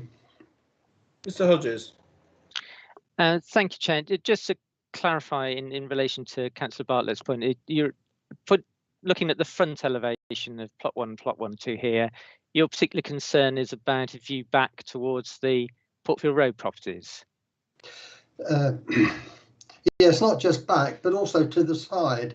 You've got an almost direct looking adjacent through the upstairs windows and through the bay windows as well. You can look directly into the adjacent back gardens, which are just within a couple of meters, basically a few meters of the window. You can look directly over and into the next door neighbour's gardens. Thank you, Chair. I'm grateful for that clarification. And in relation to a possible overlooking, I'm interpreting from sort of east to west into these gardens here. And the key issues are the defensibility of a reason for refusal on that ground. And the key issues are the whether the adequate privacy is retained in respect of the most immediate spaces around the rear of the properties. I think we would struggle hugely to say that there should be no overlooking of a 40 to 50 metre long urban garden. That would be very difficult, I think, for us to defend. When you're starting to look at the distances here, we're well in excess of 20 metres, and so the immediate areas to the rear of the properties would retain what we would regard as an acceptable level of privacy. In order to see out of the bays, I think that will be almost a kind of leaning right into the bay and sort of peering round, which would be difficult to justify in terms of a normal usage of that building where someone was just stood in the room or sat in the room looking out. So it's harder to argue whereby in effect you have to be stood in a particular part of the room or look in a particular direction to argue a significant harm from a loss of privacy. And again, within these situations, if you look at the plan on the left, you would have bedroom windows in these properties. They would have views in a general 45-degree angle out. They would have views which see across those gardens, and in effect our view is that relationship is much the same and very typical. And so the key issue is have we retained acceptable privacy in the immediate rear areas, because those are the important ones, and for the reasons set out in the report, we feel those distances are acceptable, Chair. Can I come back, please? Yeah, thank you. Yeah, thank you for that, Mr. Hodges. I understand the thinking behind that, but I think what makes this a little bit different is the pattern of development along all of the back gardens, because if you take it into context of the pattern of development, you've got this development now that is essentially incongruous in relationship to the pattern of development. If you accept that, then it also it actually indicates that the overlooking is very different, a very different pattern from that new development to anything else that exists in the area. I'm looking at this from the existing residents on the adjoining properties now. They're used to having privacy over the whole length of their back gardens. No one else in the whole area is losing any privacy in their back gardens, although I do accept it's only part of it, but nevertheless it is part of it. And I think, how would I be reacting if I was living next door and I'd been there for some time, and suddenly there's going to be some two-story developments, overlooking directly areas which I'm used to having privacy. So is this development going to affect the amenity of those individuals? And I think that it probably will, to their disadvantage. And I'm not sure that's appropriate, particularly as this doesn't fit in with the standard pattern of development along that area. So I do have concerns about the overlooking and the loss of privacy for the neighbours. Mr. Hodges? Thank you, Chair. We certainly got some sympathy for that view. All we can tell you is that I've got experience of running that similar argument, and the number, as Councillor Ponovan has pointed out, the number of similar types of developments that you'll see across BCP, where these parts of urban land have been used more effectively and efficiently, indicates that we're not always supported by inspectors on that sort of reasoning. So where there is additional land, we've got challenging housing targets to meet. We do need to look creatively at using these areas of land efficiently and effectively. And what we're trying to do is apply those tests we set out in the report to ensure that we're actually creating an acceptable environment. It may be different, there may be a change. Change is not always bad. So we have to accept that there may be change, there may be changes to outlook, but ultimately it's about whether our policies support that form of development in that location. So we accept there's a change, we accept there's a difference, we accept that that may not be welcomed by the neighbouring properties because it's a change, but ultimately does it comply with our policies? Those are the tests, and that's the reason why we've walked that through the report, Chair. Chair, can I just come back one more time, please? Oh, go on, Councillor Bartlett. Thank you. Yeah, I understand, Mr. Hodges, but all I would say is that had these developments been single-storey bungalows, then I don't think there would be too much objection. I think this is just taking it a little too far by having them two-storey, because then it would bungalows would have obviated the concerns regarding loss of privacy and overlooking. So, I'm not sure I can support this application. Thank you. Thank you, Councillor Bartlett. Councillor Hilliard. Councillor Bartlett said exactly what I was going to say, so I won't add any more. Thank you. Thank you, Councillor. Councillor O'Neill. Thank you, Chairman. Yes, Hankinson Road we discussed earlier. These are two-storey properties. They're not bungalows, and they are set well back of the proposed site. I am concerned about this application, which has been made, I understand, by the developer owner or ex-owner of number 28, his having retained title to land severance from both 26 and 28. Excuse me. The properties at this end of Portfield Road are typified by their long gardens, with several, but all too few, having 16 to 20 feet gaps between the properties, which are currently used for off-road parking, or there has been erected garaging or two-floor accommodation. On the day of visiting, there was a builder's van and two cars parked between numbers 26 and 28, as well as two vehicles parked to the front, and I think that's quite significant. Portfield Road is known for its difficult parking, which I would add is further exacerbated at night time and weekends by resident parking on the road, and in the daylight hours with additional difficulties caused by the pick-up and drop-off of children who attend the school on this road, which is virtually opposite the proposed site. I would further add that if development is permitted behind Portfield Road housing, then access and egress to the proposed site, or indeed to any other developments along this road which may become possible, can only be served by access and egress onto Portfield Road. This development to the rear of 26 and 28 could likely lead to further and random development behind other properties where access and egress is possible. I say random because several have extended their properties there having utilised their drives. A further concern that is not clearly shown on the drawings viewed and is an advantage of visiting the sites is at the back of this development, which would overlook the properties, in Sherwood Close, and particularly in this case, number 5 and 7, both of which are directly behind.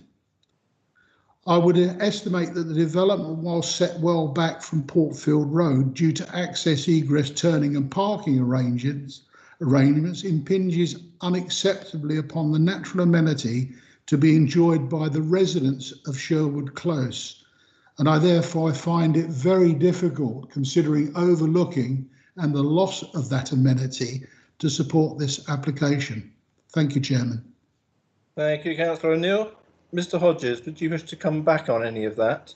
I will just remind members that we are only looking at this specific application and not any that may or may not come forward at any stage in the future. So we should not really contend ourselves with those.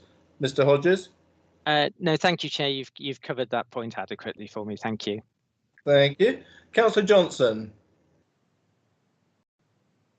Thank you, Chair.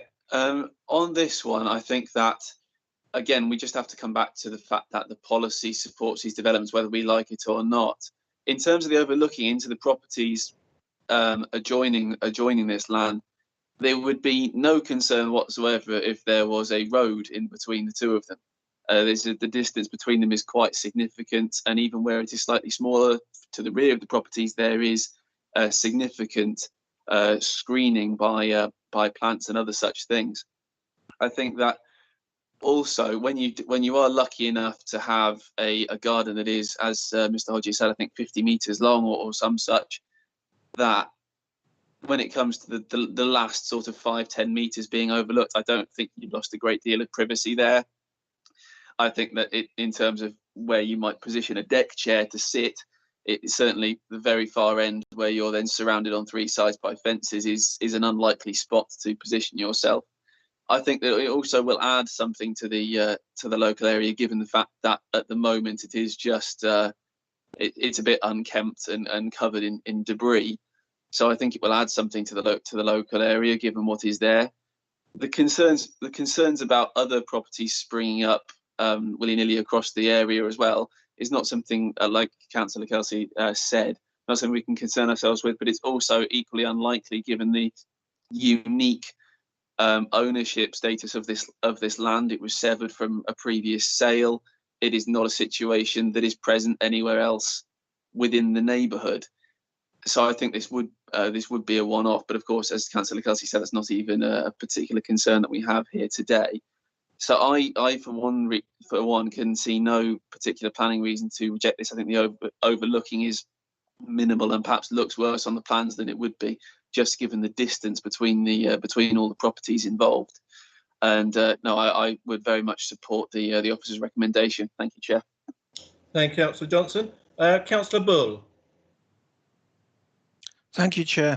Can I ask Mr. Hodges, first off, really what the biodiversity measures in place for this development are? Mr. Hodges? Thank you, Chair. The site is, my understanding is it's not of an area which requires an assessment because it doesn't go over the site area requirements. So there would be not any particular requirements currently in relation to the site for a development of this type, Chairman.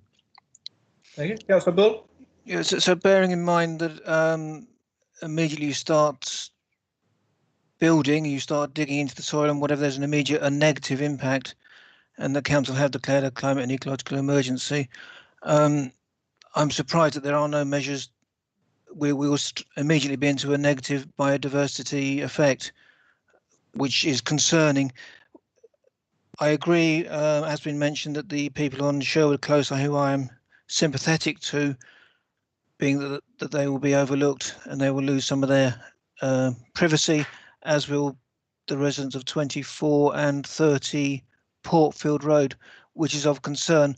But I understand that that's within the planning boundaries. There's not a lot we can do about that.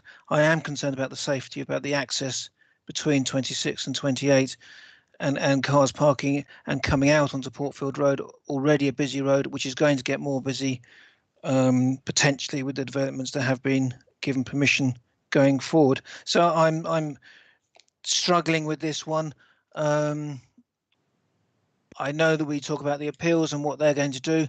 I think that's kind of fairly irrelevant what they're going to do. We need to make our decision not based on what we think somebody else might do going forward. We should make our decision based on the planning legislation and the planning rules, and not be too concerned about that. That's a further point, but I'm going to leave it there. But I am concerned about the negative biodiversity impact of this development and the safety both along that entrance between 26 and 28 and impacting on Portfield Road. Thank you. Thank you, Councillor Bull. Mr. Hodges, I wonder if you could just come back and clarify what Highways had to say with regards to the entrance and exits from the back garden development. I noticed that the pathway is quite narrow and narrows in another place, but I think looking at the dimensions, it is actually wide enough for two vehicles to get past each other in the majority of it.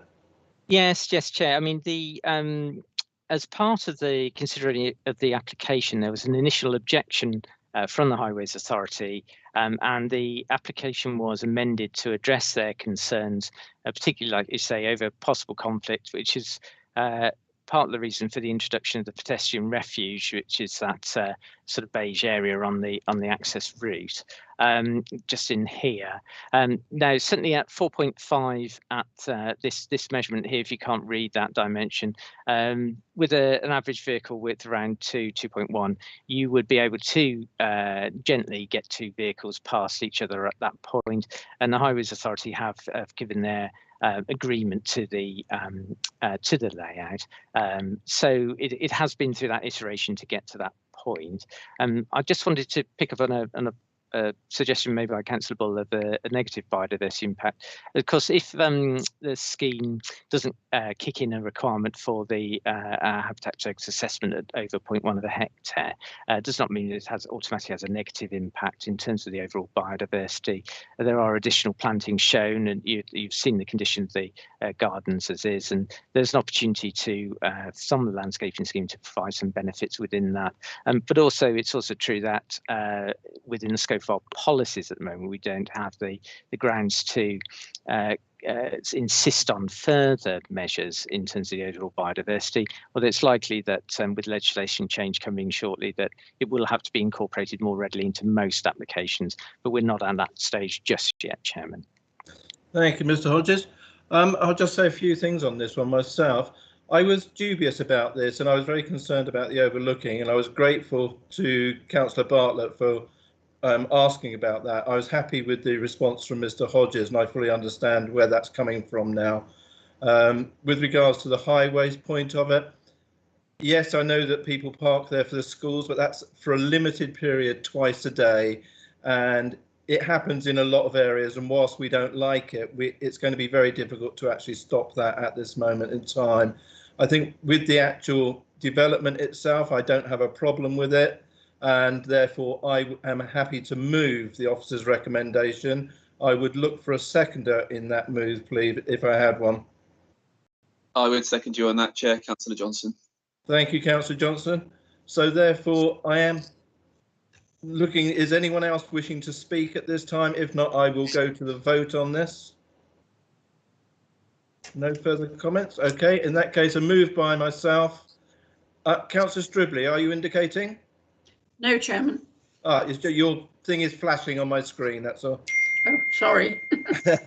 Okay, we will move to the vote. So I am proposing this and Councillor Johnson is seconding. Councillor McCormack. Against. Councillor Barron. For. Councillor Bartlett. Against. Councillor Bull. Against. Councillor Davies. For. Councillor Decent. For. Councillor Hilliard. For. Councillor Johnson. For.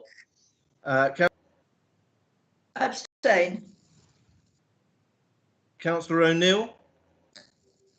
Abstain. Councillor Stribley. For.